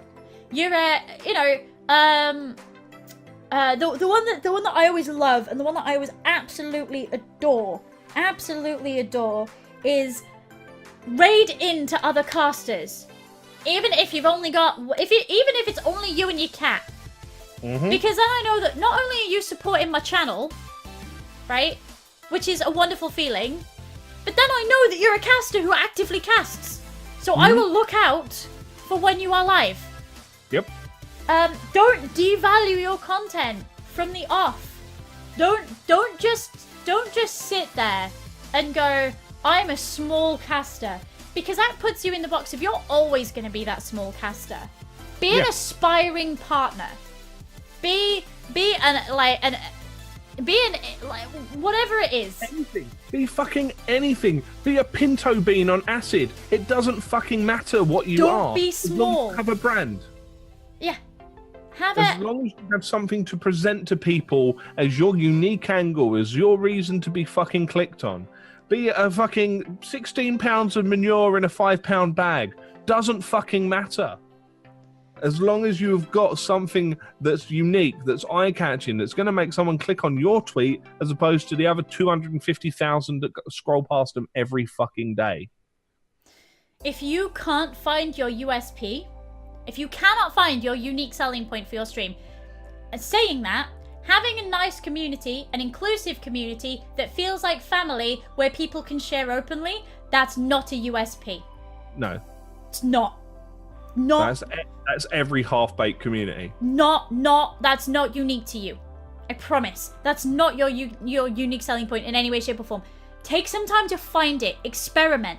Learn what works. Learn what doesn't work. Look at your metrics. Look at what works. Give stuff time to settle, and then look at what works. We're doing with emotes at the moment. My emotes are changing like every couple of days, where we look and see where stuff settles, and then we bring it up, because we're looking to the future now for where the brand goes. And I'm waiting for stuff to settle, seeing how it settles, and then trying. And you guys need to be doing that as well. Look for what your USP is. Find it. If it's not immediately apparent, that's okay. Try some different stuff to see if it works. I really want to make that into a heart emote. It's the fucking cutest. But yeah, like, don't sit at the bottom of the barrel and expect a hashtag to do the work for you. If you work and you make good content, people will find you. And people who, like me, I channel surf, I channel hop all the time. You guys might see me lurking in your channels all the time, right? If you are in my Discord and you go live and I've got 5 minutes to spare, I will pop in and have a look. And if you found that USP and you sell it to me through your stream, that's it. I will champion you to the ends of the fucking earth. And how often do me and you sit there and go, have you seen this person? Yeah, no, we do this in DMs all the time. So we actually, we did it recently with an affiliate. We do it all the time where I'm like, hey, I have a new person for you to check out. Link. and we sit there and watch them together for a little bit, and we talk about why we like said person. We follow them up. We talk about it and everything, and we come away again, and we work out how we can best support that person as broadcasters ourselves. I mean, like, we do what, 2 a week? At least. At least. We do this a lot, and we're not the only ones who do it. If you make good content that immediately sells you as something different, you have that leg up on everybody else who sits there and goes, my stream is good because I have a nice community who feel like family, and we're very inclusive, and we're all very nice to each other, and people can share openly. Yep. That's all great, but I have that. Sam has that. Matt has that. Like, every motherfucker worth. Tag has that. Renee has that. Affiliate level Zia has that. Like, Meg has that. Like, we all fucking have that, because community management is a big part of what we do as streamers. Community management is a seriously huge thing that we do as broadcasters, and having that is really great. Yep. Not a USP. No. Go find it. Even if it takes you 6 months, if it takes you 2 years, whatever it is, go find it. It's good. It's good memes. Good memes. So, as far as the winner for worst hot take is concerned, this one was actually a tie. Yeah, I was going to say, like, after the rant, you would think that it would be really clear cut, but it's not as clear cut as you thought. Because I've kind of given up on ranting on it, I'll be honest. The whole booby streamers thing, and the way that people come into my channel and they attempt to turn me against my own gender. And that, but you're not like those other girls who sit with 80% of camera and they sit there eating bananas with their skirts up. Why are you trying to turn me against my own gender? Yeah. That's so underhanded and naughty bad. I've given up ranting about it now. I'm done. Like, we've done it so often on the channel that I'm done with the whole thing. Support who you want to support. Don't support the people that you don't want to support. If it breaks TOS, fucking report it, and then shut the stream. If you don't report it, nothing gets done. So yeah, this one actually is a tie. We couldn't decide which one we wanted to pick between booby streamers are ruining Twitch and they shouldn't be allowed on the platform, and hashtag support smaller streamers is the optimum way to grow your channel. To be honest, though, if you draw a Venn diagram of those two groups, it's a fucking circle. Like, I guess we have kind of doubled up on the same nomination in some ways. Don't associate yourself with people in that kind of loop, because you will find sooner or later it will come out that either they realise the ills of their ways and they change, or the more likely version is they'll drag you down with them. That's pretty much the two sides of the coin. Yeah, absolutely. Do we have the ability to have a short musical interlude in the middle of it after, say, the next subject? Yes. Because I have a bottle of rosé in me and it's begging for escape. But I refuse to go before we cover our next topic, next award. Because it's the most important one on the bill. It definitely is. This is the most important award. After this one, we'll take a quick, just a 2 to 5 minute break, and we'll come back. But we couldn't do an award show without the most important award of the year. For the most important people, I feel. I mean, this is absolutely the most important award. And it's one that you'll see on every single award show. Every single award show. And luckily, you guys already know who the winners are because they've cleaned up everywhere. These guys are fucking, they're wonderful at what they do.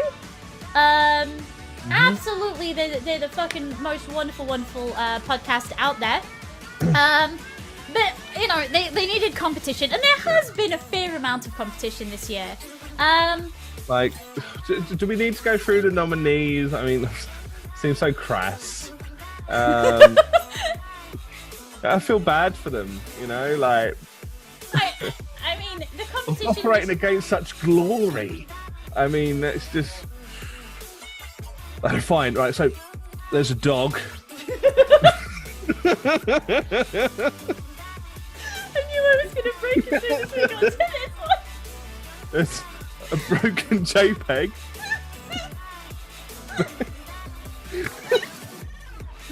There's 6 out of 10 not bad podcast. And then there's a fucking tape measure.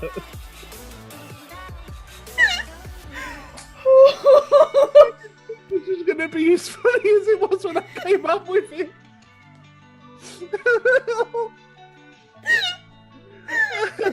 So we came up with this, and I was like, no, that's not funny. And then he went, yeah, but think about it, right? It's gonna be like a dog and a broken image and then like a fucking tape measure. And I just died.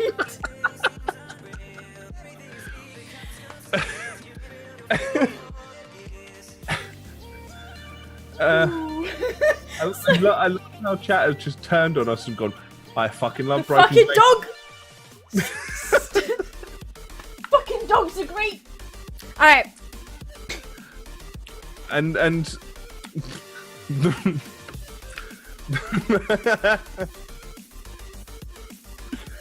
runaway winner of this category is mainly due to rigging and bribery. The 6 out of 10 not bad podcast created a small trophy for us in the form of a promotional travel cup, which, to be fair, I could have used for that Wii.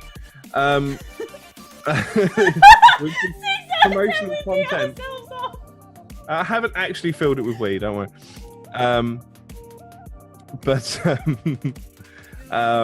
Which is a promotional travel cup from Impact Winter, a game I played precisely an hour of. But I accept this on behalf of us too. Yep. No, we just want it's a tough fight. We just want to take a minute to thank you guys who've stuck with us this year. The podcast was an absolute labor of love. It came out of, I think, a massively drunk conversation between Sam and I in DMs about a year and a half ago. And we never managed to make it happen until very recently. And you guys have supported us in such amazing ways. We're always so grateful to you all for coming out and supporting it. Because it's been a good year for these, I feel. We've had some really good fucking fun. We really have had some good fun. I'm proud of every single one of these that we did, except that one. Except that one, but we don't talk about that one. That's fine. We want to know it's not a thing. But this podcast has been on the EGX stage in exactly one more time than either a dog, a broken JPEG, or a tape measure, and I think that's an achievement. Actually, I think I saw a tape measure. All right, guys, we are halfway through our awards. Thank you so much for bearing with us. We're just gonna take a quick 2 to 5 minute break before we come back to some really nice, actually, awards and then some really not nice ones. But I appreciate you guys so much. Thank you all for coming out. We will be right back with you in 2 to 5 minutes. I won't make you look at my stupid expressive face down there. I'll let you look at a bag of awards. Because it's definitely awards because it says so. You guys are absolutely wonderful. It's going to be a bit of a marathon to keep going through, so yeah. I need to empty and refuel on rosé. Okay, guys, we'll be right back with you. Thank you so much for sticking with us. We'll see you guys in 2 to 5 minutes. Catch you in a bit.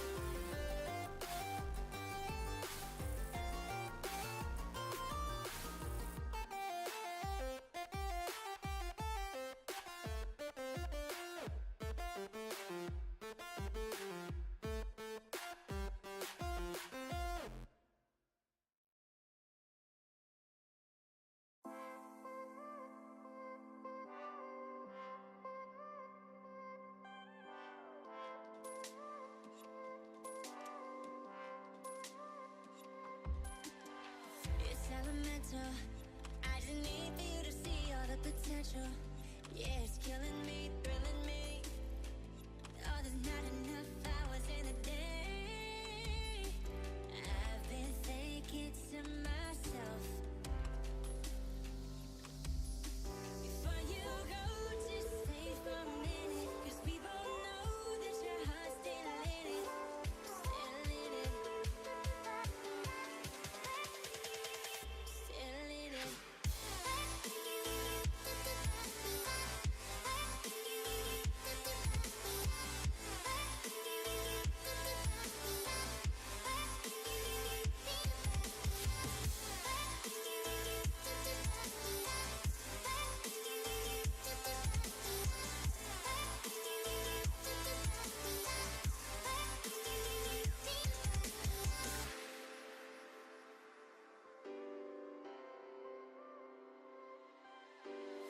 You're my scripture. I just need for you to see the bigger picture. Yeah, it's killing me, thrilling me.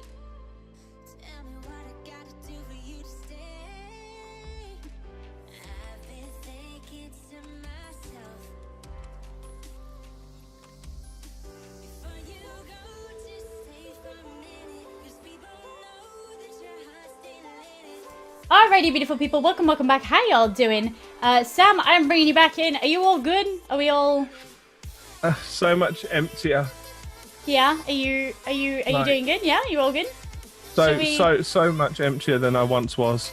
All right. Well, let's crack on then. More awards. Yeah. Let's absolutely crack on and do some more awards. So this one is quite an important one for us, I think, because we bonded over all of these games this year, I feel. And this is our surprise experience of the year award, and it's an award for it's an award for a game that kind of made us go, oh, yeah, actually that was yeah, right. Yeah. Where did this come from? Where did she go? Where did she come from? Don't know. Joe. Do you know? We spend far too much time together. We really do, but I don't feel like that's ever a bad thing. No, we've compared a lot of games again. Sam and I send each other a lot of games, and some of them are hits and some of them are misses. But some of the games that the two of us have played in tandem this year have been really good and really interesting. Kind of surprised us, like come out of nowhere. Like we weren't really expecting anything going in particular, but they've just kind of gone and grabbed us. Yep. And to kick us off, I mean, if there was ever a game that masqueraded as something a bit plain and became something special, it's got to be Stories Untold. Yeah, I mean, again, like it just kind of, when I went into it, I thought it was just going to be like a text-based, a MUD, you know, like a text-based adventure sort of game. Yep. And that's all I knew about it. Like that was literally the entirety of what I knew about it. And then it's not just a text-based adventure, it's a really good text-based adventure, but then there's also extra elements done, and you're not actually just looking at the text, you're also in an environment, and then the narrative builds and it grows and just takes you over. Yeah, it really does pin you to your seat. And we came up with, I streamed this, and we came up with so many conspiracy theories and so many different kind of ideas and bits and pieces about what was going on, and a lot of them were way out. But the narrative and the actual design, the way that they sort of put the narrative across, really sold me on this from the absolute off. There's a moment about 10 minutes into the game where you suddenly realize what this game is, and it's a wonderful moment, and you don't want to stop playing until then, until you finished it even. The game's absolutely wonderful, and I'm super glad that we both kind of, give this a look. You turned me onto this one. I was completely unaware of it before I saw you play the first episode, and then I went, I'm not watching any more of this. Yep. Because I spoiled it for myself. Yep. And that was it. I was and it was really cool because I told you to stay the hell out of my chat and to go and play it and then come back once you'd finished it. And that was good memes. So yeah, definitely that one took me by surprise. The other one that took me by surprise, I suppose all these did, but another one that did was Hollow Knight. Because I hate Metroidvania games. Yeah, I'm not a fan of them. I enjoyed Ori, but because it was pretty, and because of the music. But like anything honestly with like side-scrolly, platformy elements to it, just kind of bug the shit out of me. In general. Yeah. But this just it has something to it, and it's almost a je ne sais quoi, which is French for je ne sais quoi. I can't read French. I don't know. I have no idea what. It's got something to it that kind of I don't know. It just does it for me. And yeah, it was a refreshing experience, having come from so many games of its ilk that I hated. Yeah, absolutely. This sold me on the genre massively. Where Ori kind of didn't quite do it, Hollow Knight definitely did. The atmosphere and the music, the sound design, the character design, or the thematic character design, is all so wonderful, and it all clicks into place so beautifully that you can't help but fall in love with it. Really, it's very, very good.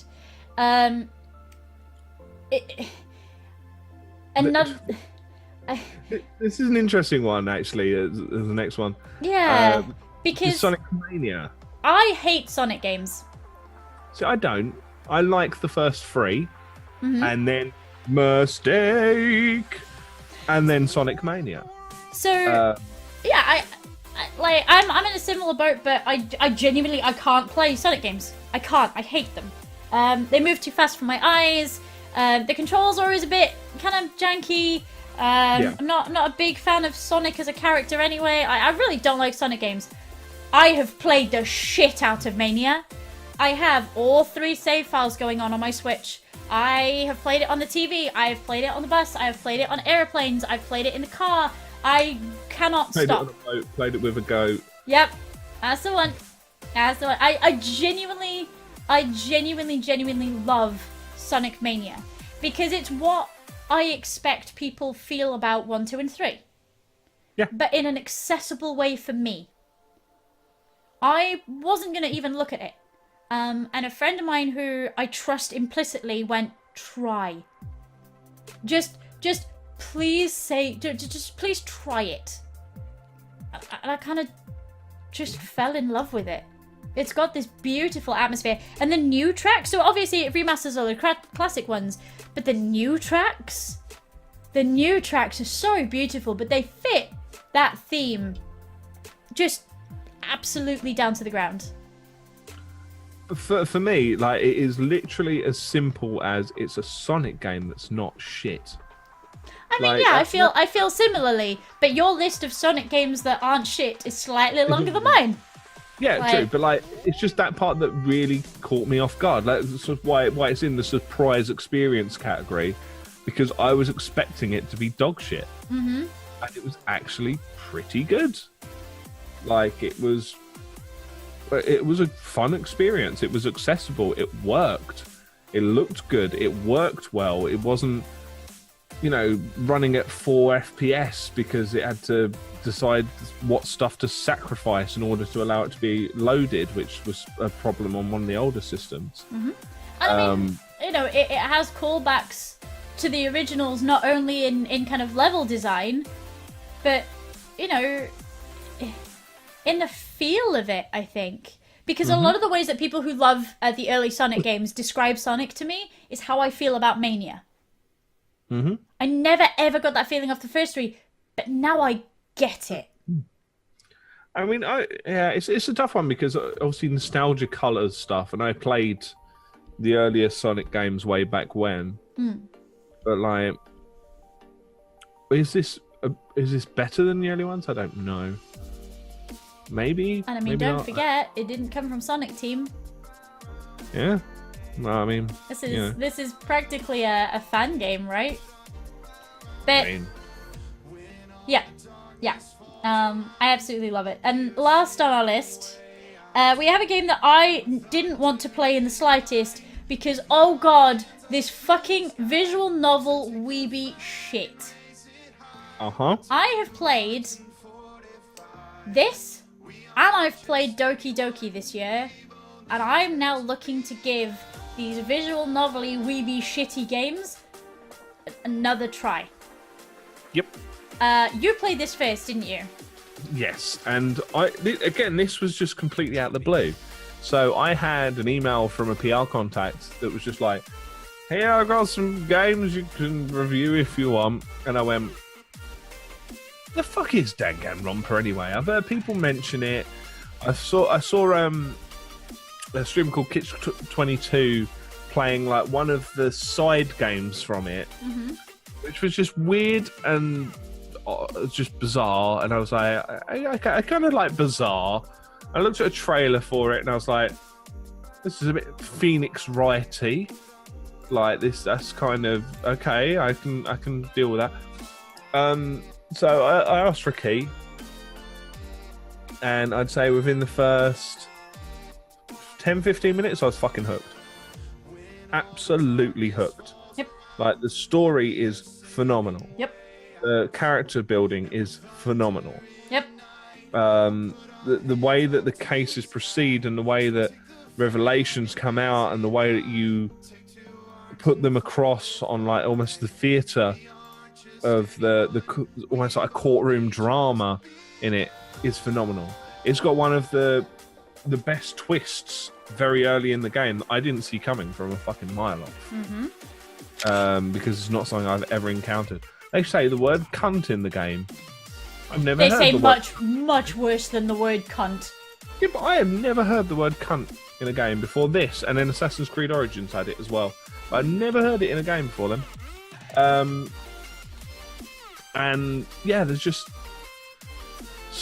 so well written and so well blocked off, so you don't quite know what's going on, and it's not just what's going on within the area you are. It's what's going on in the entire world. You have no idea what's going on. It's kind of just it's very clever in that kind of sense. And it's fantastic. Yeah, it's genuinely sort of Phoenix Wright on acid. Yeah. Genuinely, this is Phoenix Wright on acid, and it's freaking wonderful, and I genuinely adore it. And considering, I feel like we bonded quite heavily over it. Oh yeah. I had to. Our favorite characters and our most hated characters, and who are we going to try and romance? And Yep. So this had to win, just for the sake of the daily DMs of I love X character, I'm gonna romance Y character. These characters are great. Yeah, Himiko as a wank bridge is now the best. Wank bridge is actually a really great in-joke now between Sam and I. We really bonded over this game, and it just, again, it surprised me massively because I didn't know what to make of this visual novel-y weird thing, and we came out with all these really strange conspiracy theories about what was going on. I got banned from his channel twice, I think. Yep. I got banned from this channel twice because I wanted to come and see, but he didn't want me to see who was still left because he was a couple of days ahead of me. Yeah. So we had such a weird bonding experience over something that neither of us thought that we were going to love. Yeah, I was just like, fuck it, I'll get a key. What's it going to hurt? If I don't like it, I won't review it. Like, you know, it is what it is. Yeah. But it's just too good. Yes, absolutely too good. Each character is super vibrant. Each character's got their own mental backstory. And it's brutal as well. Yes. Because this is based around the fact that it's a bit battle royale-ish, right? Insofar as there's X amount of characters put into the situation, only one gets to leave. Yeah. And yeah. Well, two maybe, but actually no, it's two. Sorry, yeah. Rather than one. The executions are fucking mental. They actually are dark grim as hell. Yep. The first one, I put the controller down, walked away, and DM'd him and went, "No, I'm not playing anymore." Yeah. It just only unexpected, but it was just especially brutal. yeah, for sure. And I again, like, we bonded over this. It came out of absolute nowhere for the two of us. So, again, this is very much all award shows are always arbitrary. It's always somebody's opinion or other. But I think this game was a special game for us this year. Yeah. So this absolutely had to win it. We'll move on to an award that I should have won. But I decided, considering It's not too late. Like, you could Yeah, you but- could just steal it. I mean, but I did all the gifts already. You did all the hard work. I did all the gifts already, so it's just Oh fuck. Okay. sorry. Well, And I just mean, leave the camera down, it's fine. we already won one of the awards, right? Oh, that's true. We already won an award, so maybe not. But we want to talk to you about Best Twitch Personality. And we want to talk to you about 4 of the nicest, sweetest casters that there are, who I think we both draw a lot of inspiration from in various ways. And it starts with Avery, who is just the most... Driving on a... Yeah, she's driving on a bus. Little Z she's a Just Dance / variety streamer, and she is genuinely wonderful. She runs dance requests on her stream when she does Just Dance. But if there happens to be somebody a bit younger wanting to dance along, that's it. That's the song that she does. It recently came out that she's been doing private streams, Just Dance streams for children in hospitals. For children in various forms of healthcare. She is genuinely a wonderful human being. The fact that she puts herself out there for not only charities, but on a personal level. Yeah. For these And also, charities. she put herself into hospital with exhaustion. Yeah. From just how hard that she's been working on the day streams, the extra streams for the kids, and also doing dance classes. Yep, she went to dance classes for a while. Yep. I mean, that's a level of dedication right there. Yeah. Like, that's mad. Avery is absolutely a wonderful human being. She inspires me to no end. And she very much deserves a place on this nomination list. Next up is he's one of your favorites, but every time you put him on in the house, I kind of have to kind of come and see, and I sit and I kind of do this for a little bit, and that's 8-Bit Drummer. I love him. So every single month, he takes song requests for $8 a pop. $3 from that goes directly to a charity, which changes every single month. And he will easily raise over $1,000 every single month for various different charities, if not more. Which he doesn't need to do, but he's always done it. He is so happy and so excited and so just up for doing what he loves. What he loves is drumming. And it shows. And playing freestyle along to various different tracks that come along and getting it right more or less every time, not having heard the song ever before. And yeah, it just, I wish I had 1/10 of the passion that he has for what he does. I really wish that I do. And he's just, he's an awesome fella. Yeah. I'd say his contributions are staggering, to say the least. Yeah, and he absolutely lights up every time you see him. Every time you see him do anything ever, he's all lit up about it. He is one of the most passionate individuals going, and the good work he does is it's almost secondary to that, but it's we definitely shouldn't discount it. Meg, Simply Riddling is our 3rd choice. And Simply Riddling is one of the happiest, bubbliest human beings alive. She brings so much light to Twitch. She really, really does. Like, she brings so much light to Twitch. She recently raised a load of money with her stream, and went out and bought 11 carts full of toys for kids in hospitals. The work that she does for charity is phenomenal, and in no way does she ever stop. Yeah. Like, in no way does she ever stop. She pushes on and on and on to be not only the best person that she can be, but to make Twitch the best platform that it can be. Yeah. And actually, barring our last one, I think all three of these guys were involved on Quest for a Cause as well, right? Yes, they were. Yeah. It's pretty cool. Yeah. Which is work that they've all done on their on that side as well. Yes. All of them are wonderful, wonderful people. And then our last one, who I know a few of you guys might be unfamiliar with, but she's on there for a really good reason. This is Jari. So Jari is a variety gaming streamer who also does makeup. She does makeup looks and she does body painting, right? And she's by far and away one of the prettiest ladies out there. She really is. But what she does, and I know that, you know, charity work is always important and she does her fair share, but what she does is she makes this a platform that I as a woman want to be on. Because she teaches people that all this stuff that we do is okay.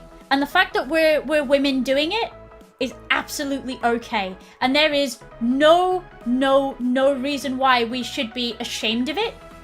There's no reason why we should hide, ever. She brings so much light to these things that so many of us are frightened to do. She's the one that inspired me to say, hey, I normally do my makeup when we have a timer on. Do you guys want to just sit while I do my makeup on and do stuff like that? She went and did the Nyx Face Awards. She was nominated for the Nyx Face Awards this year, which is a huge makeup thing. But she doesn't let any of that detract from her gamer personality, which we're told as women, you can't do the whole makeup and girly thing if you're a gamer. And you're a tomboy if you're a gamer, right? Yeah. That's the... You are absolutely meant to be a tomboy, and you are meant to look a certain way, and you are meant to do certain things. And she just crashes straight through all of that and says, do you know what? You can be proud of the things that you love and bring them to this platform and be confident doing so. And I think that's why she's here for me. And again, like this was something that I had to kind of sell to Sam, but you got it, right? Yeah. I would say personally, I haven't really encountered her, but from everything that you've put across, she belongs on this list. Like absolutely. Oh, she's so sweet and so kind. I've had the opportunity to speak to her a whole bunch of times, and she's always so encouraging. She's so encouraging, and she's so not afraid to say these are the things that I love. This is what I look like. These are the things that I do. And I'm kind of hoping that I can take on some of that fearlessness as I approach my content. And she does that for so many women. It's marvelous. So that's why she's on this list for sure. I mean, we've all got our personal favorites, but we settled on this pretty... Yeah, I mean, it was tough because I personally, you know, I hadn't encountered Jari before, but I personally love the first three a lot, like for various different reasons. But I think the sheer passion and determination, and along with the generosity, just brought me to Little See Her from I don't know, just the very depths of my being.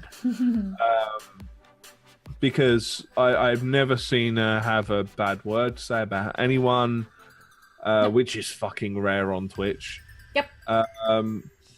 And she goes at everything with just a fervent force that just really astounds me. Yeah. There's no half measures with any of these people. These people are all winners. For sure. All of our nominees are wonderful people that you should be aware of if you're not already. As somebody who desperately is trying to learn to dance, Avery's passion for what she does and the force that she puts behind everything that she does and just the fun that she has with it. Because she does. You watch her dance and it's not just she's going through the moves. I watch a lot of Just Dance streams because I'm learning the Just Dance dances for 2017 at the moment. And it's hard work and I hate it. But she brings this passion and she plays these characters every time she dances and that's wonderful to see. But then she uses that for good. She uses this talent and this passion that she has to not only drive other people like me. Every time I watch her, I want to make my content 1,000 times better. Every time I watch her, I want to make my dancing 1,000 times better. But to hear that she balances all this other stuff, she is totally sort of unashamed about the way that she is. And again, for a woman on Twitch, that's a wonderful thing because very often we feel like we have to hide behind layers of makeup and we feel like we have to hide ourselves away because otherwise we get criticized and we get picked on and what have you. But she takes all of that and then she says, hey, I can do this to support vulnerable people. So I'm as sure as hell gonna do that.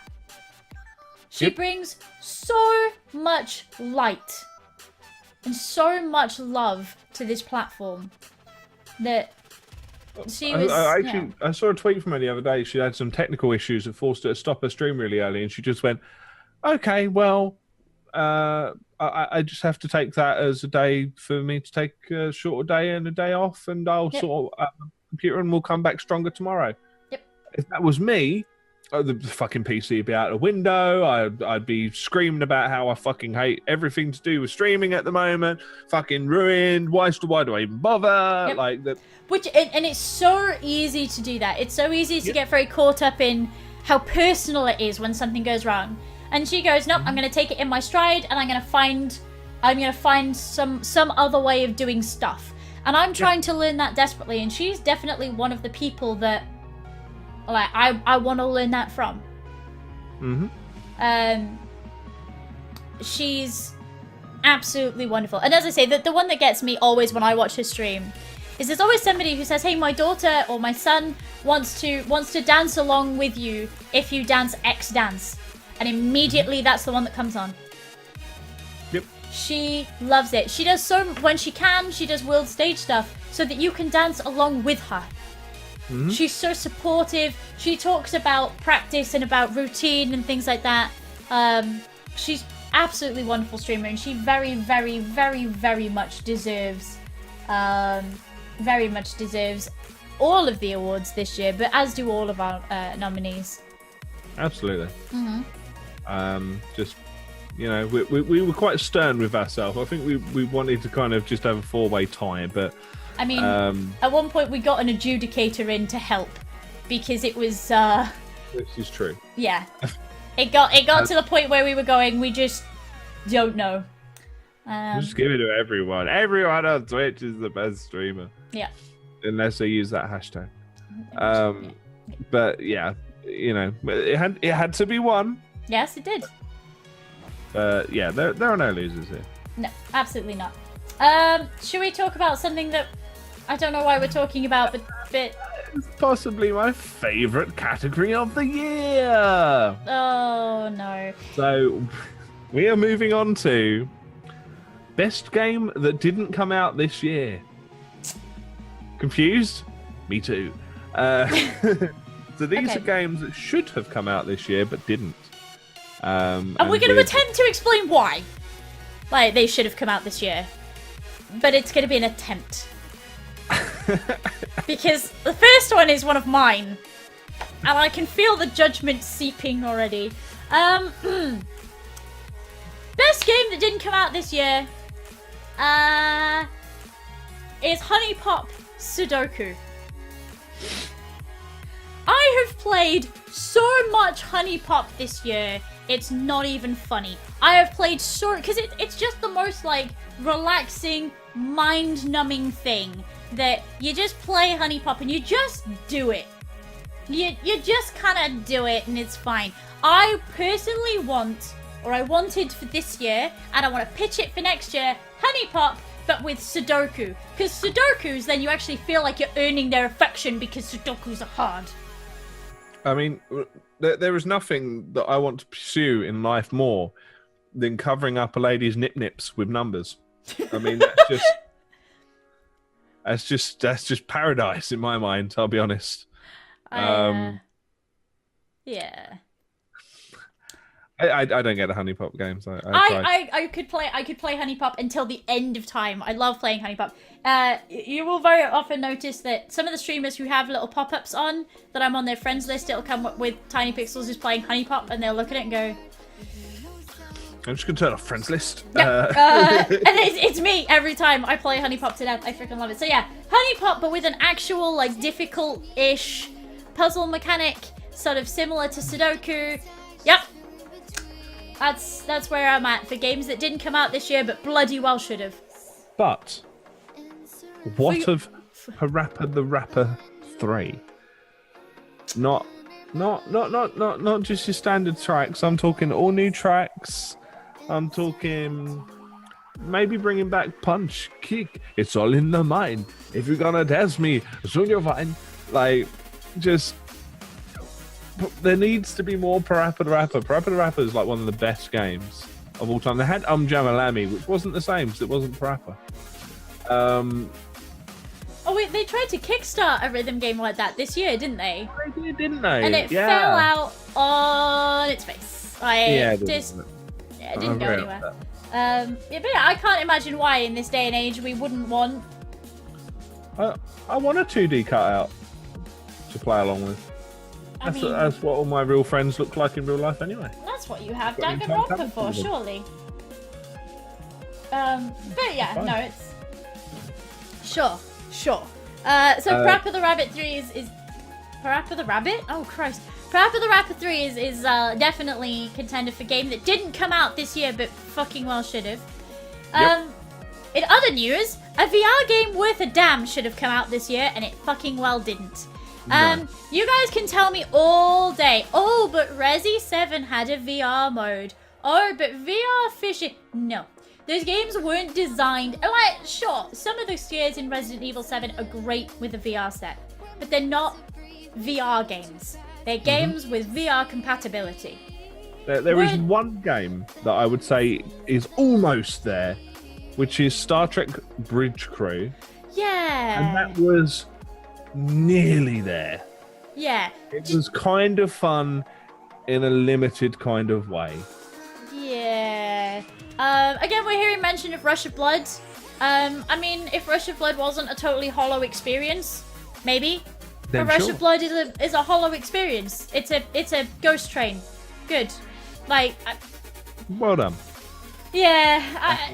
But every other VR game, I can recreate for you. And it's literally...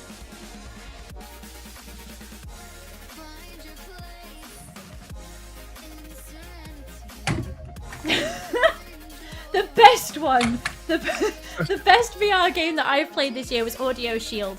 And that was because I sat there in that chair that he's sat in right now, punching his desk until like my hands almost bled, going, Sam, why are there balls on my head? But that came out last year, so, Right, it doesn't get the nomination or the realization to negate this nomination. So yeah, all these VR headsets are super expensive. We should be having good VR games. We're not getting them. We should be having them. We're not getting them. Repeat.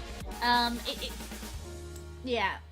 You know, these VR compatible games are great, but they need to, well, even then they're not that great. Because they're not designed for the VR. It's just slapped in there for the fucking sake of it.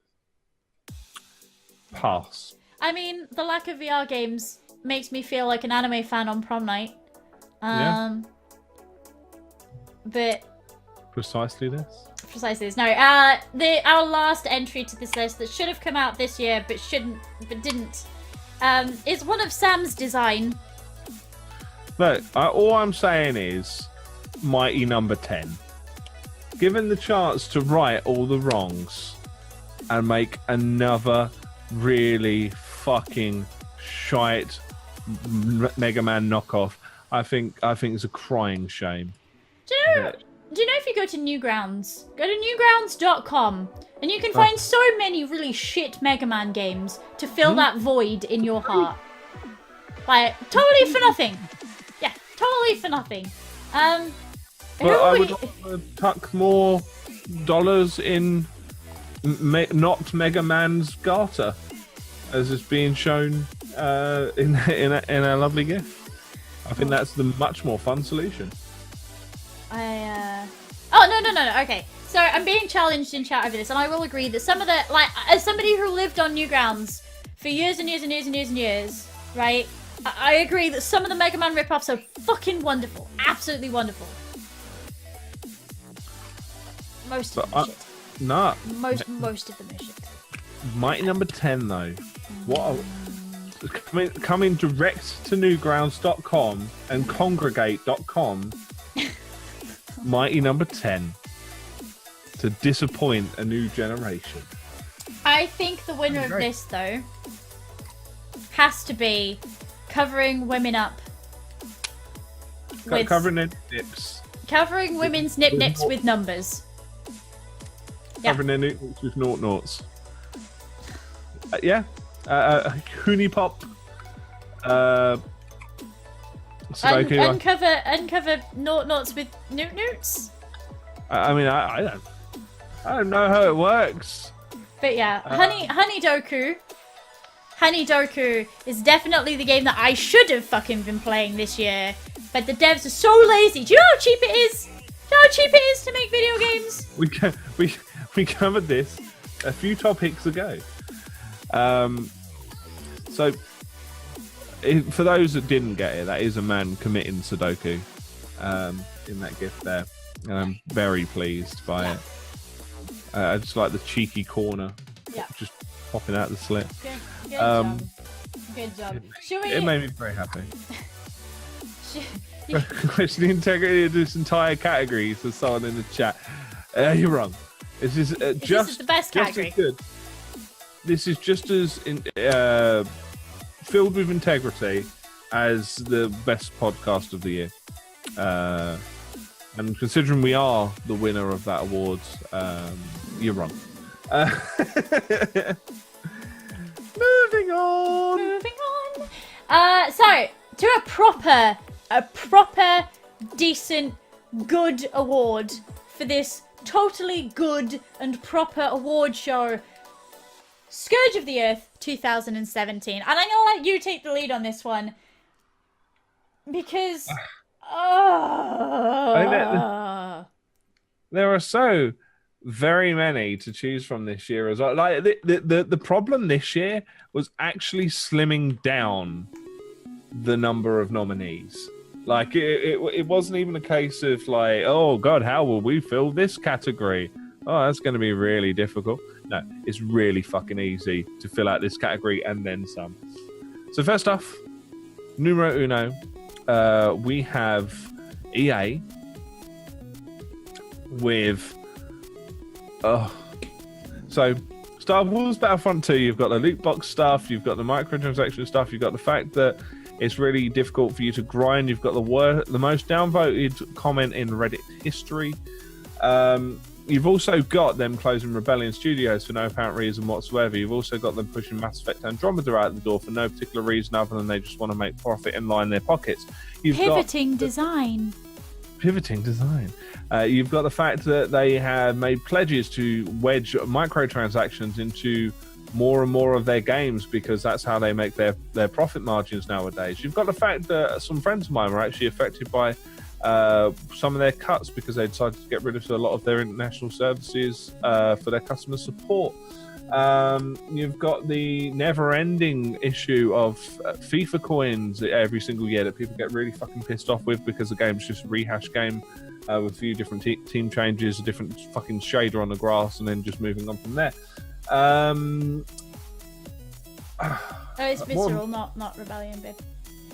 Oh, did I say Rebellion? Yes. No, they bought Rebellion, didn't they? Yes. Sorry, yeah. They closed Visceral and they bought Rebellion. Yeah. They bought Rebellion and are likely to shutter that sometime in the near fucking future, perhaps over the next couple of years. Like everything that they buy, unfortunately. No, excuse you. This entire year has been EA being absolute nonsense. Absolute nonsense. It's no wonder they made our list. They make most people scourge of the Earth lists, like every year. Just yeah. Yeah. But they've learned from their mistakes, and they don't want to be the most hated company anymore. It still costs 150. Need more gold for sustenance. It still costs like 150 fucking quid to buy all of the Sims 4. Yeah. Massively overpriced. Like, EA's made so many people scourge of the Earth lists this year, and you can fucking see why. Oh god, I don't even want to talk about the people on this list. I really don't. I mean, they're quite foul. All of them, though, are quite foul. Just... I mean, yeah. So, next along, we've got Activision Blizzard. So... Again, we're looking at more loot boxes, we're looking at cutting out content, we're looking at people being denied content that they've paid for, we're looking at balancing, we're looking at all these fucking things. And then above all else, we're looking at the absolute horrendous way that they treat their consumers. They genuinely treat consumers like dirt. Yeah, they're just as cash cows to continually plug money from. You've got we've got World War II, Call of Duty Try again. Call of Duty World War II. Them just throwing out the season pass before the game's even out, going, oh, by the way, the first DLC's in January. It's just fucking dirty, skeezy fucking cunts. Yeah. I'm sick of them. Overwatch, right? Interesting statistic. Overwatch's loot crates make no money for Blizzard, Activision Blizzard. They make like nothing. But they're still in there as part of it because it makes that little bit of money, despite driving people to just plug in more and more time and more money into it, regardless. But it's not even a drop in the ocean. It's like the merest drop of a drop in their ocean. Yeah. And they still leave them in there. Just little things like that. Just dirty bastards. Yeah.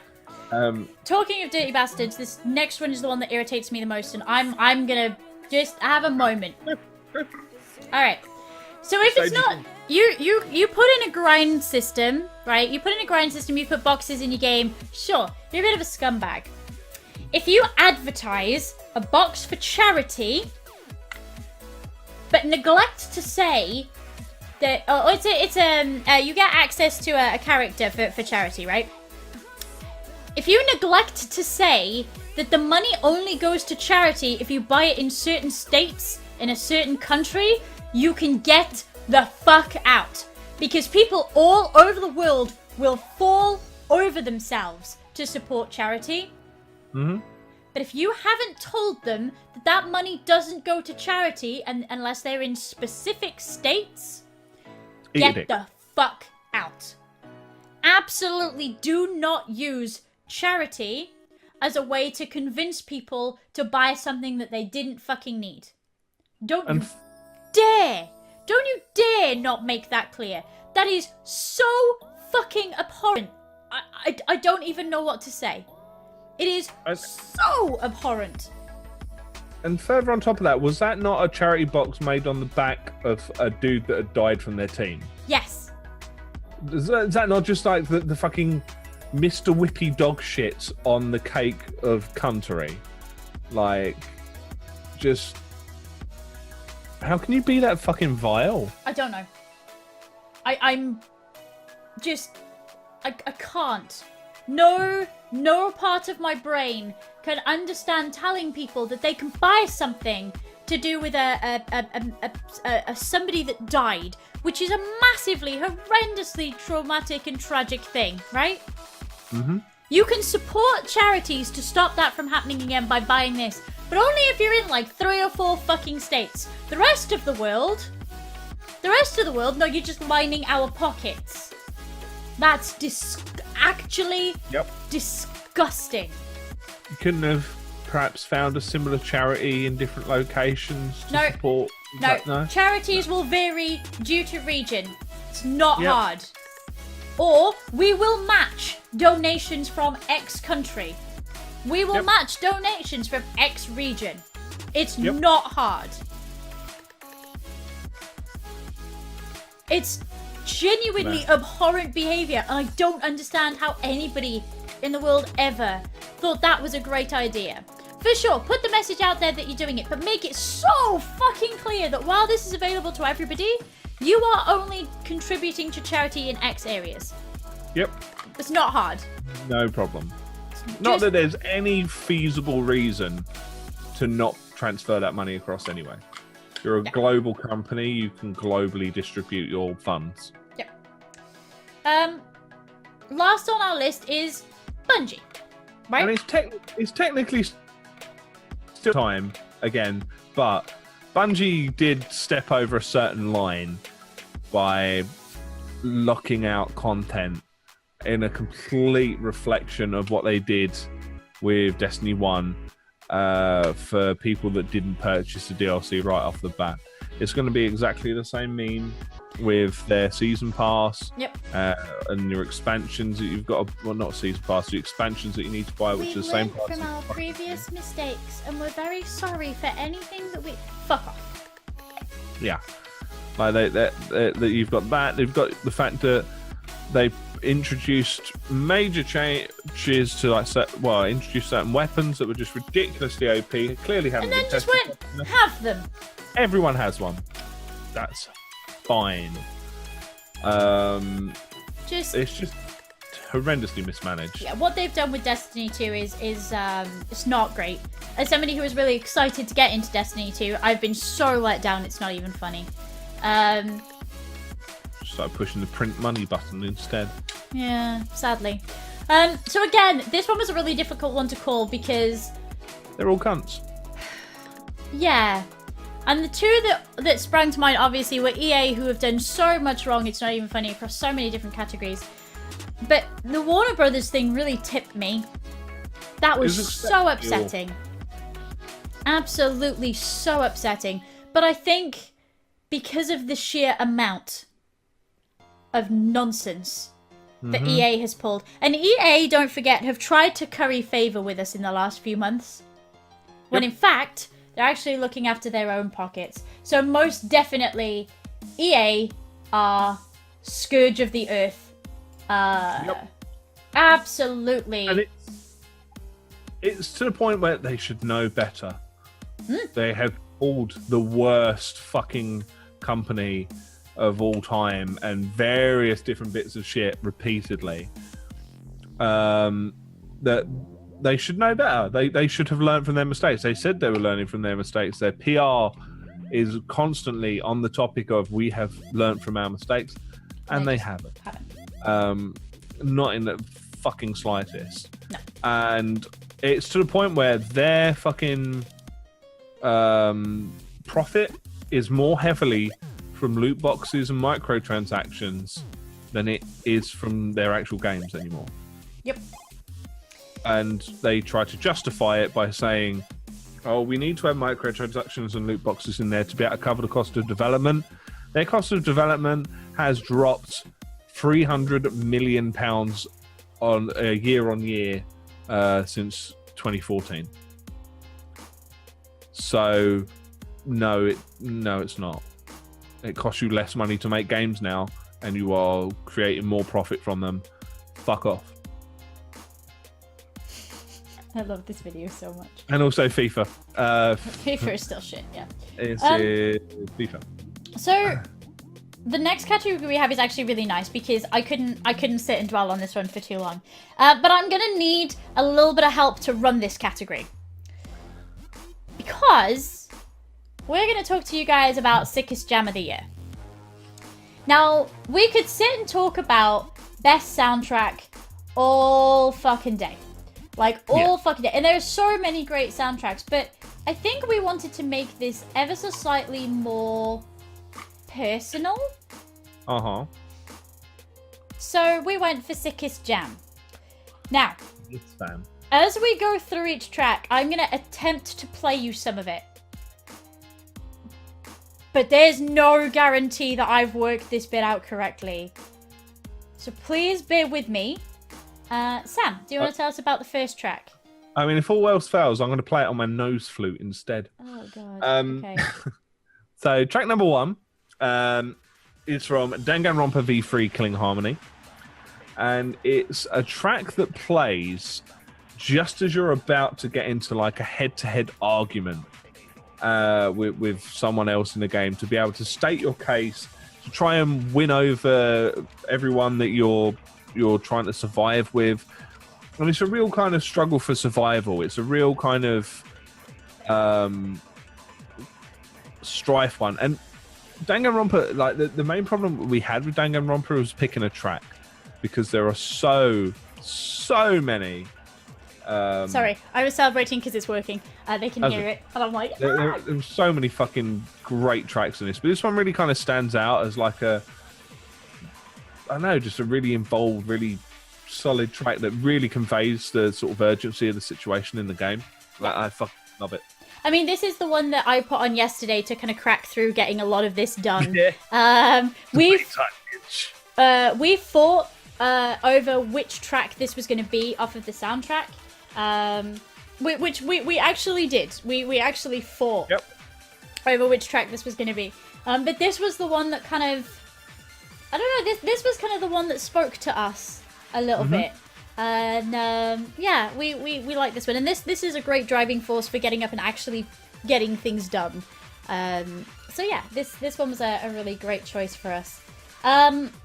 We couldn't do this particular one without Persona 5. Uh-huh. But we had a problem. In that there's one track that Sam very much likes. And there's some tracks that I very much like. So we did both. The first one is my one, I think. This is Whims, yeah? Yeah, Whims of Fate. Yeah. So I'm going to bring Whims of Fate in ever so slightly. Yeah, Whims of Fate is track that plays. You actually hear it quite early in the game. It's in the kind of opening sequence of the game. And it's just so fucking jazzy. And it's just a jam. Like there's no other way that I can put it other than saying it's just a fucking jam. Like, it's just so funky, so catchy. Like, out of the songs in the game, it's probably got like the most memorable lyrics. It's around like some really cool set pieces in the game as well, like of the actual action. So, and it complements those really well as well. I mean, yeah, again, it was very, very hard to choose out of Persona music. Yeah. But it's definitely one of the standouts on the soundtrack. For sure. And as I say, because we couldn't pick one in particular, we picked something that was a little bit different for Jam. And this is providing I'm playing the right thing. Like, provided I'm playing the right thing. This is one of the rain tracks that plays. Now, the mood of the game massively changes depending on what the weather is like. And these kind of rainy, kind of at least I hope that's what's playing. I have no fucking idea because I can't hear it. These kind of rainy kind of vocally tracks are... Oh, it's just... Has it stopped? Please don't stop. There we go. Okay, no, we're good. Yeah, these kind of rain, kind of like lulling tracks are so nice and so soft in comparison to some of the other music across the game. That we actually sat one night, didn't we, and listened to a load of these and just had them on in the background as we were chatting. Because yeah, we kind of sat. We do whenever I go and visit, we sit around and we just chat. We just talk, and it's nice. And yeah, Oh, that's nice. yeah, pretty much. But it was kind of nice to have this on in the background, just to kind of chill, just to kind of be nice. So this for me, although I think like sickest jam is probably not what we should have called this category, but this was a jam in that we just kind of like we just kind of settled to it. It's a real good mood setter. Yeah, and that was really nice. That's why I love it. And then finally, we couldn't have a sickest jam without the song that Odyssey is basically all about. Jump Up Superstar is, we saw it in the trailer, we've heard it everywhere, it's all the way through fucking Odyssey, it's fucking wonderful, they put lyrics to it. You open the case for Odyssey and the lyrics are on the inside. Like, everybody is encouraged to sing along, to like hum along with it, to know the lyrics and stuff. It's a super well, it's a nice track. A lot of Nintendo music I feel kind of passes us by, that's not sort of even their theme music isn't particularly strong, but this, for a lyrical piece to come forward as a to come forward as a sort of iconic piece is really strong. Like, super good, and it's super different for Nintendo to say, hey, you don't just hum this, you fucking sing it off your pop. So yeah, we couldn't not have, I think, Jump Up Superstar, because it's been such a big part of this year. Like, it really has been a big part of this year. I mean, it accompanied a bit of a game changer in the form of the game itself. Like, it was clearly a step away from the normal formula, and this kind of was part of it, you know? Yeah, absolutely. So deciding this one was difficult, because we had a list like the length of his arm. The entire Persona 5 soundtrack, the entire Danganronpa soundtrack. That's a million other fucking songs as well. Yeah, we ought to put some Nier Automata in there, we ought to put some of this in there, we ought to put some of that in there. But I think for sickest jam, we needed something that kind of like drove us, and that we agreed on. Yeah. Because there's no point me going, hey Sam, you have this one, or him going, hey Pip, you have this one. We felt we needed to kind of agree on this one. And while we couldn't agree... Which unity?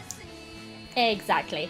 While we couldn't agree on a Persona track, we definitely agreed on the Danganronpa track. We absolutely definitely agreed on the Danganronpa track. It was so good. And the whole soundtrack is about driving you forward, but these songs in particular, the ones that they use in the courtrooms, are just there to drive you forward to play. And so we decided that was probably sickest jam, because it got us to do some real productive shit this year. Yeah, because for me, it's the music in Persona 5 is fantastic, and I love it as music.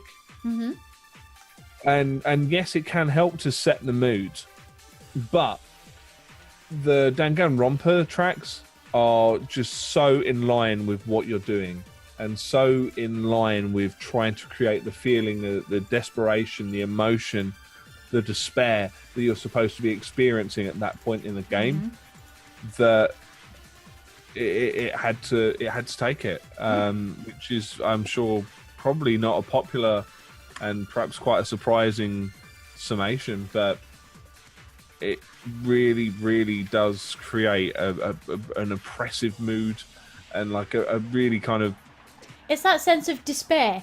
These games are all about despair and finding hope in balance with that despair. And the soundtrack absolutely delivered that. And these songs that are meant to drive you towards hope absolutely do so. So yeah, it had to be this. You know, aside from the whole, hey, so like I absolutely can't do anything. I need something to listen to drive me forward. And Sam's like, I got you. Wait, here's the entire Danganronpa playlist. There's 3 albums of it. Go. Like, it's perfect for the day game. I found that soundtrack was fucking golden. Yep. I was so happy. There's a reason why this layout works. And it's primarily because of this soundtrack. It seems to be good. But yeah, no, that's our pick for sure. Do it. Is Danganronpa. So I'm going to bring that back down. And I'm going to put on some music that I can hear so that I don't feel like I'm talking to an empty room. I mean, are you sure? Because that was definitely a thing that I was worried about for a second. But yeah, no. Danganronpa is a wonderful, wonderful game. And again, if you guys haven't played it, like, and you're into that kind of thing, make sure you have a little look at it. Our next one's a kind of weird, contentious, like, a bit odd for an award. But I think it's an important one. I like it. I'm pleased that we have it as an award, because I don't think it gets mentioned enough, because this is the best DLC / expansion, and generally DLCs and expansions are kind of frowned upon. You know, you could have just left it in there from the outset, and you're removing content and enabled to charge people for it later on. And while that is true in some cases, some places put out genuinely worthwhile content that adds to the game experience and is in addition to the game's experience. It's not that they've been scooped out and put back in. It's a fact that they existed from the outset. Yeah. So we've got a few different ones to go along with it, and actually, for the most part, they're expansions rather than ish, kind of. Okay. And I'm also seeing already the contention in chat about why Legion is there, and I'm going to explain why. So, which order have we got them in? Oh, we've got. Okay, so yeah, take it away. So, WoW came out in 2016, but I had this chat with Sam about whether we were going to go with things that we've played this year or things that have come out this year, and we decided to stick with things that have come out this year. But the crux of Legion content, which is Sargeras, Argus, and my fucking involvement in it, all happened this year. So we kind of made this weird decision that we would allow it. And I know that that's a really naughty, bad thing, right? The thing that Pip wanted gets to be in it as a category, despite it coming out last August, right?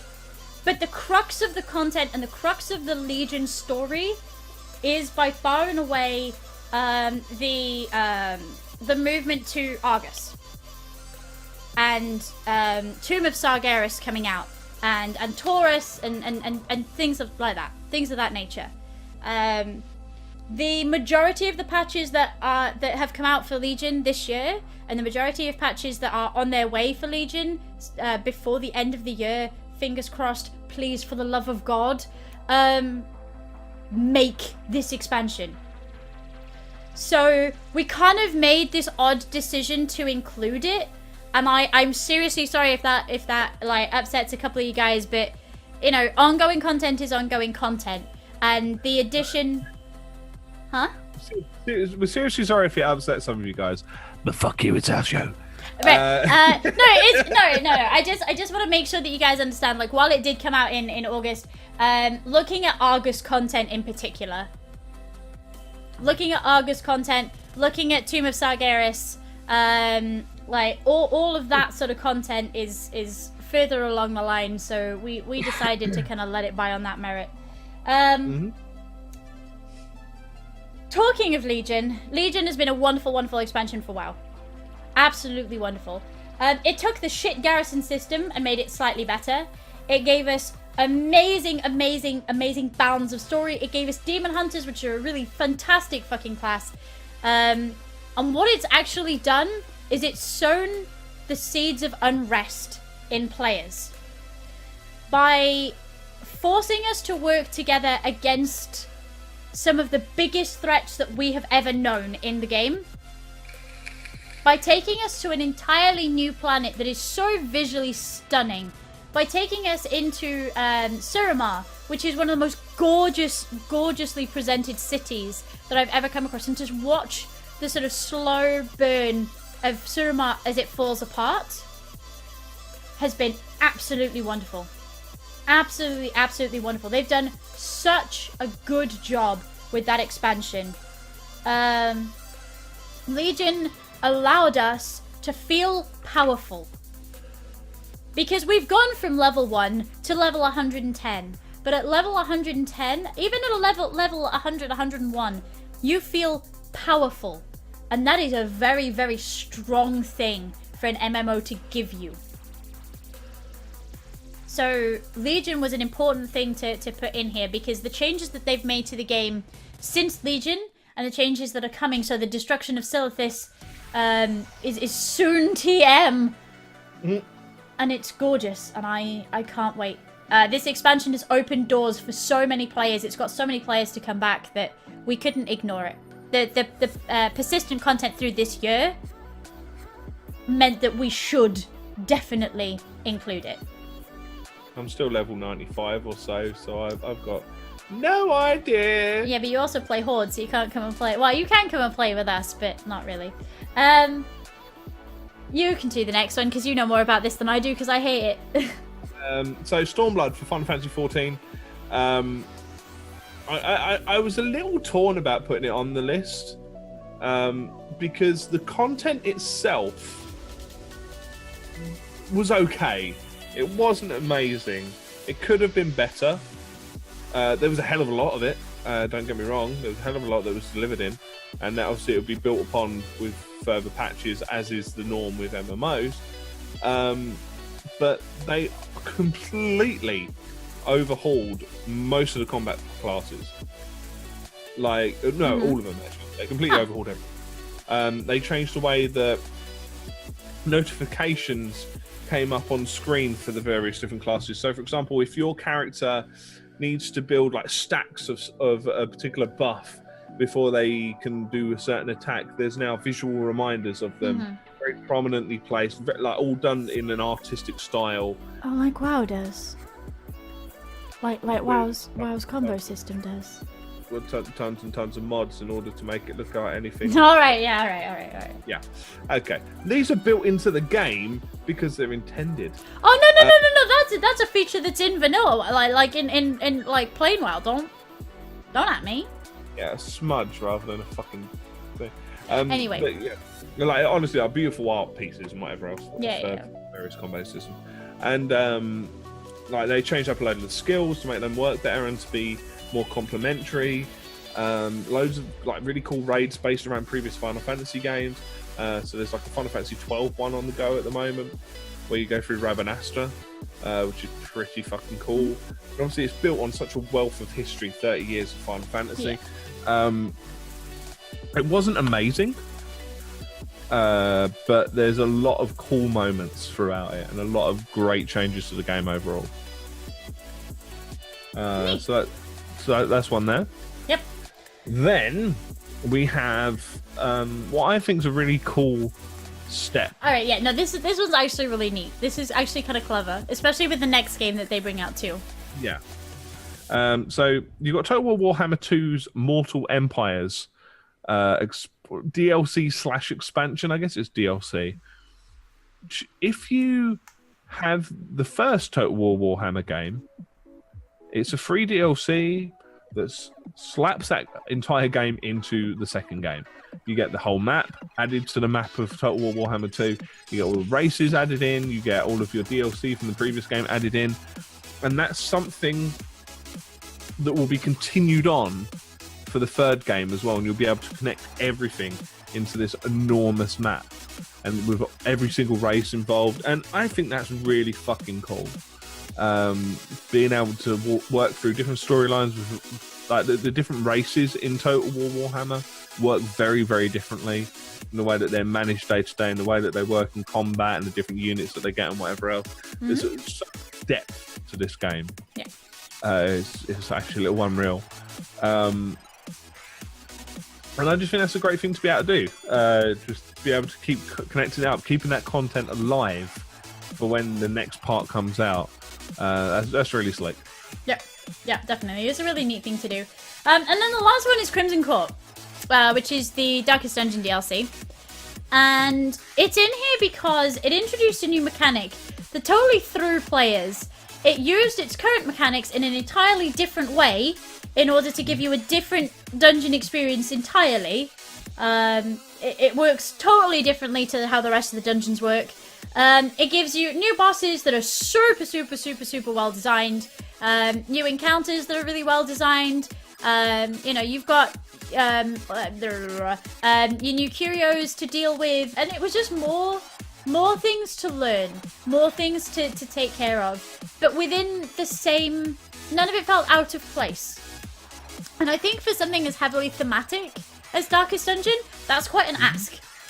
Without leaning on the same mechanics that you've already used all the way through, without leaning on the same dungeon design as you've already used, it's difficult to do that, and they did it so well, absolutely so well. The visual design is gorgeous, but different enough to it's different enough to separate it out, but it's close enough to everything else to kind of settle it in.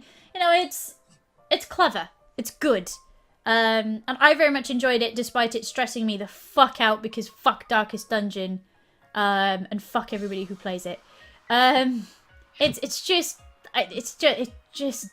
It blows my mind how people are just like, yeah, this game's fine, this game's easy, we're just gonna run through. Yeah, I have never wanted to like peel off my own skin so much as I do when I fail at that game. It's horrendous. It fits thematically.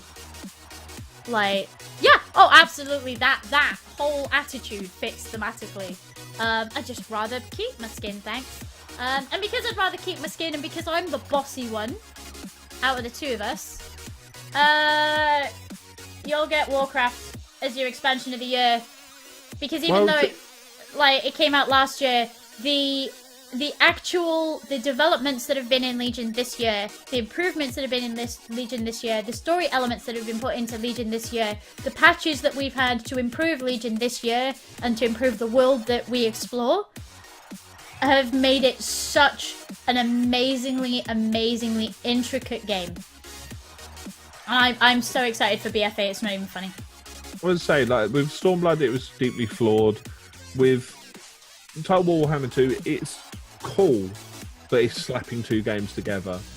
And with Darkest Dungeon, it's almost difficult to get to the point where you'd experience half of it, because that game's almost impenetrable. Yeah, and the main problem is the scale of the Legion content that we've had this year.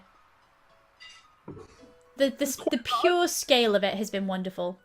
So yeah, Legion wins out this one. This one's going to be a bit thingy too, because everybody's going to be like, why is Breath of the Wild here? It's not. It's not RPG. Okay, so, best action game of the year. Are you ready? Oh, that didn't work. Well, are you ready for the win? I fucked it. I fucked it. There you go.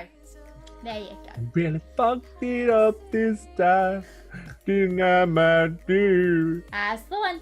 So, best action game of the year, right? And Breath of the Wild is on this list. Now, we toyed with putting Breath of the Wild in RPG. But I have had so many... It's not that good. I have had so many amazing action experiences within Breath of the Wild. It can't not be an action game. I know that's it's naughty bad. Everybody hates it because it's naughty bad. It's an RPG, whatever. No, game's absolutely wonderful. The action sequences in it, the set pieces in it are gorgeous. Absolutely gorgeous. And it very much deserves to be on this list. You guys have all seen Breath of the Wild. I don't need to talk about how wonderful it is. It feels a little empty at times. But whether that's a consequence of the way the world is, or whether that's a consequence of the design is neither here nor there. As an action game, with its sequences, with its big bosses, with, all that sort of thing, it's just a wonderfully crafted game. Yeah. I don't need to gush about it. Everybody knows about Breath of the Wild. Yeah. And then you got Wolfenstein 2, which is it builds upon the Wolfenstein franchise from the new meme, the new set of games, and it's really fun, and it's got some good writing in places. The point where you have a KKK member, two KKK members talking to a Nazi, and a Nazi going, "Oh well, you must make sure to learn your German. It will come in handy when we're coming over here, and you'll do really well off the back of it," and blah blah blah. I don't know, it works really well. Just good dumb fun. A lot of just ridiculous. This works like a really stupid action movie. It's very almost sort of James Bond, where you can come back from being reduced down to a little shred of flesh, and they'll somehow reanimate you from that. And I really dig that kind of just goofy levels of action vibe that it puts off. And this next choice is yours, because I haven't actually played this one, but I hear you talk about it and sort of gush about it quite a fair bit. I enjoyed Shadow of Mordor, but I haven't managed to try Shadow of Mordor yet. So Shadow of War salad. Yeah. So Shadow of War is Shadow of Mordor, but better.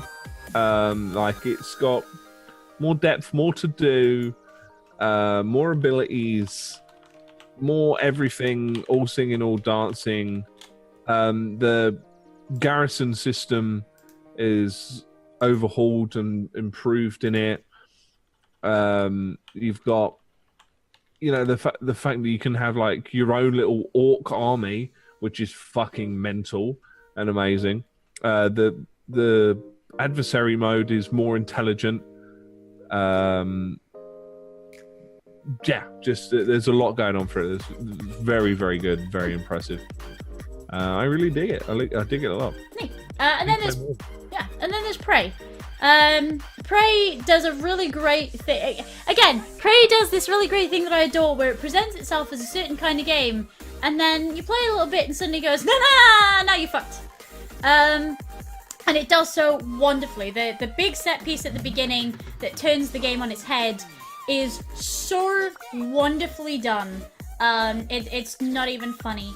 The weapons are all great in it. They're all really great feeling. The fact that the enemies hide mean that there doesn't have to be that much variation in the enemy design, because you're constantly having to be very aware of everything. But the enemy design is clever for what it is, and it makes you question from the off. We actually got to go, the pair of us got to go over to Bethesda to go and play it before it released. And we screamed at each other about how many shoes there were in a certain area. I've never seen someone so distressed over 5 shoes. But why are there 5? There shouldn't be 5. There should be 4 or 6, not 5. 5 is the wrong amount of shoes. So then I went round and hit the shoes endlessly in order to work out which one was which. But I also, in that session, spent half an hour following one enemy around stealthily to try and just listen to what it was saying. Because it was saying some weird, like, space kind of philosophy-y shit. And but snatches of it, and like little kind of almost unintelligible murmurs, and quite get the full story. Yeah. So there were a lot of elements in this that made it a great action game, where you could sit back and appreciate the action even before it unfolded. So yeah, this was a natural choice for best action game. This is another surprising no one, though, I think. I mean, out of the choices that are there,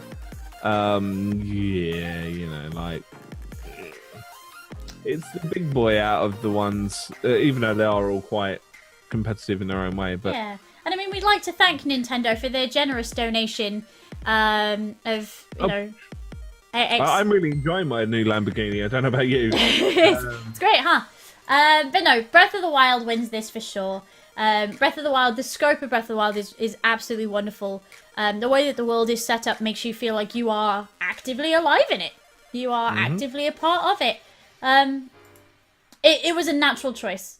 Absolutely, it was a natural choice for this. And again, we felt like maybe we could have put it into RPG, but the sequences where...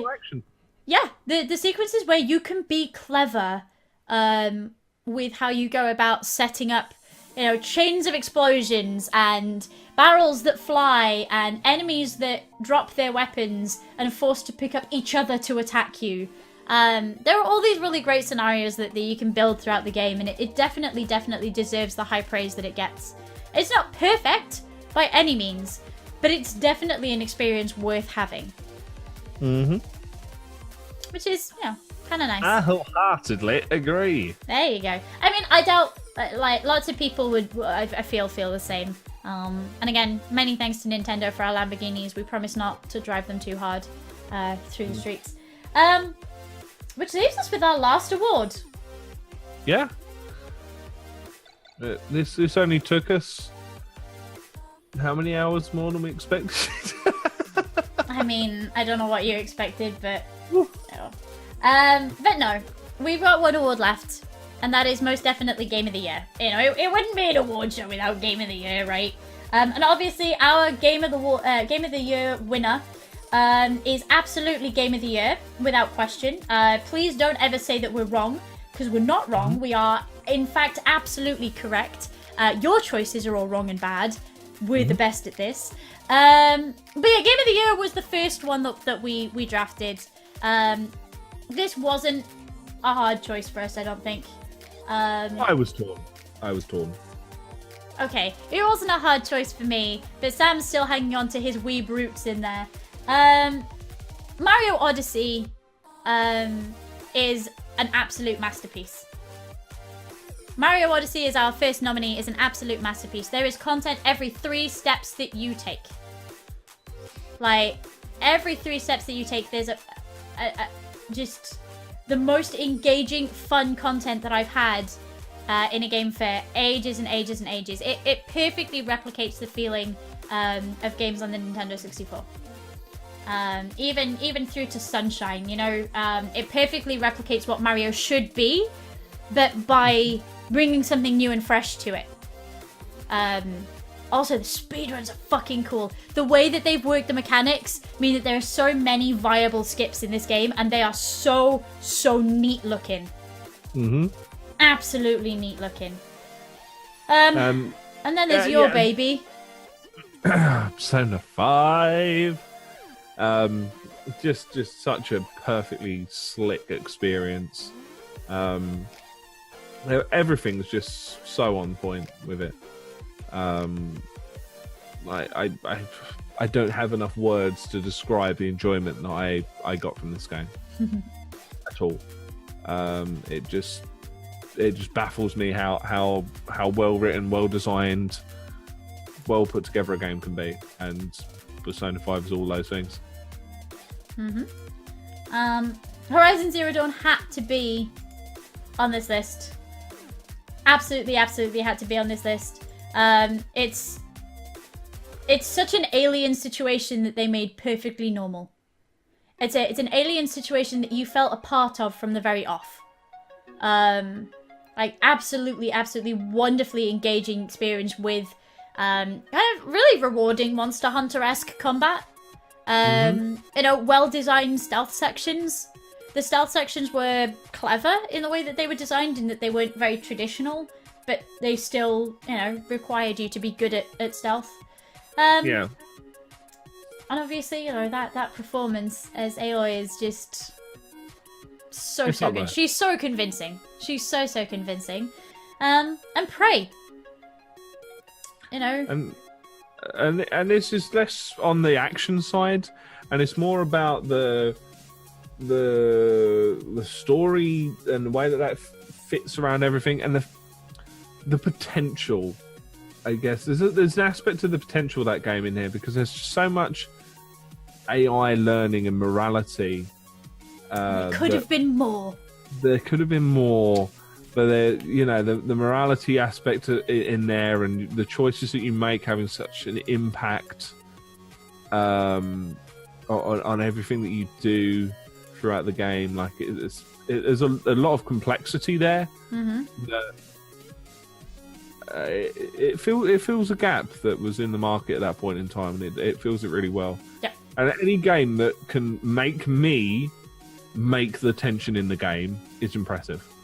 Again, the arguments we had over how many shoes there were in a particular place and whether that banana moved.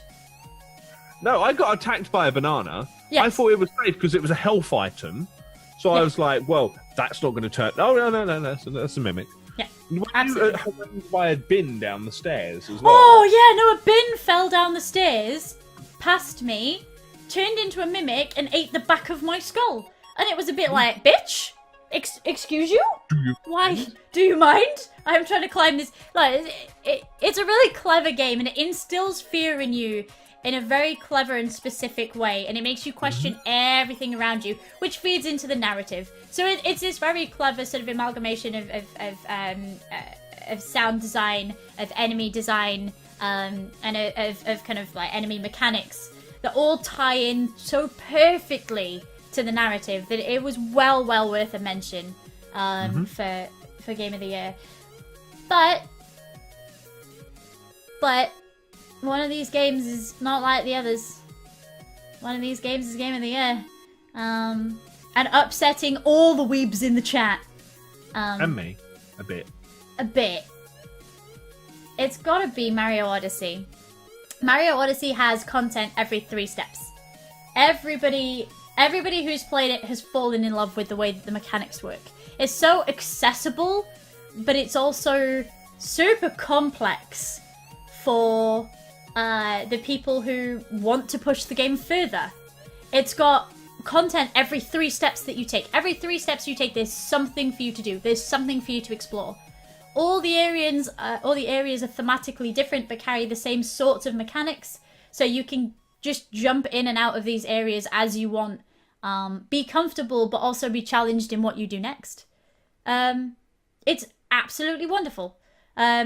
Mario is definitely the better game from a gameplay perspective. And I think that's why it earns this. Persona 5's story is great, don't get me wrong. But there's so much into Odyssey gameplay-wise that, it brings back what Mario was always meant to be. I mean, my thought with it is, as much as I love Persona 5 and I put it on a fucking pedestal, I can find fault in it. I've not found one in Mario. And that's literally what stopped me having a huge row with you until you made Persona 5 Game of the Year. Literally the only thing that stopped me. I mean, not the fear for your life, clearly. Well, you're at a distance at the moment, and there's a couple of gates between me and the front door. So. But no, definitely, Mario is a great game, and it deserves it. But Persona 5 isn't like it's still worth a play. It's still a really good game, and this was a difficult one, I think. Despite my absolute, my absolute sureness of Mario as a game, I think Persona 5 as a story doesn't quite outweigh that, but it's so close to being there. So close to being there. So there are a few small flaws. There are parts of Persona 5 where the content does become a little dry. That you're given a little bit too much freedom. That you've already worked out the solution, but you're still kind of forced to go through the motions. Yeah. Or for no apparent reason, you have to stop doing what you're doing because the game has just decided that you need to do so. And there's not really any real reason for it. And there's little niggling points like that just knock it down that point or two. Yeah, it's a difficult one, and they're all worth playing for sure. But no, that is our Game of the Year. 2017. That is what year it is, right? Yeah, Gotti is Mario Odyssey. It's an absolutely wonderful game mechanically, and if you guys have a Switch, you don't have this, you are actually missing out. And thanks for the Lamborghinis. Yeah. They're really good. Right. But no, thank you so much for joining us for our awards ceremony. That's it for this year. For what can only be described as 3.5 hours of us two talking at you. I'm And for so that, sorry. You have my respect. Yes, absolutely. To you guys who've put up with us for this entire fucking thing, especially the bit where we fell apart because a tape measure. You guys are actually champions. You guys are wonderful. Thank you so much for making our 2017 as the 6 out of 10 team a wonderful, wonderful, wonderful year. We'll be back in the new year with some, hopefully, some idea of what we're looking forward to in 2018. Hopefully, some idea of when Honey Pop Sudoku is coming out. Yeah, and a VR game worth a fuck. Yep. Rapper the Rapper 3. Yeah. Fuck, what was the other one?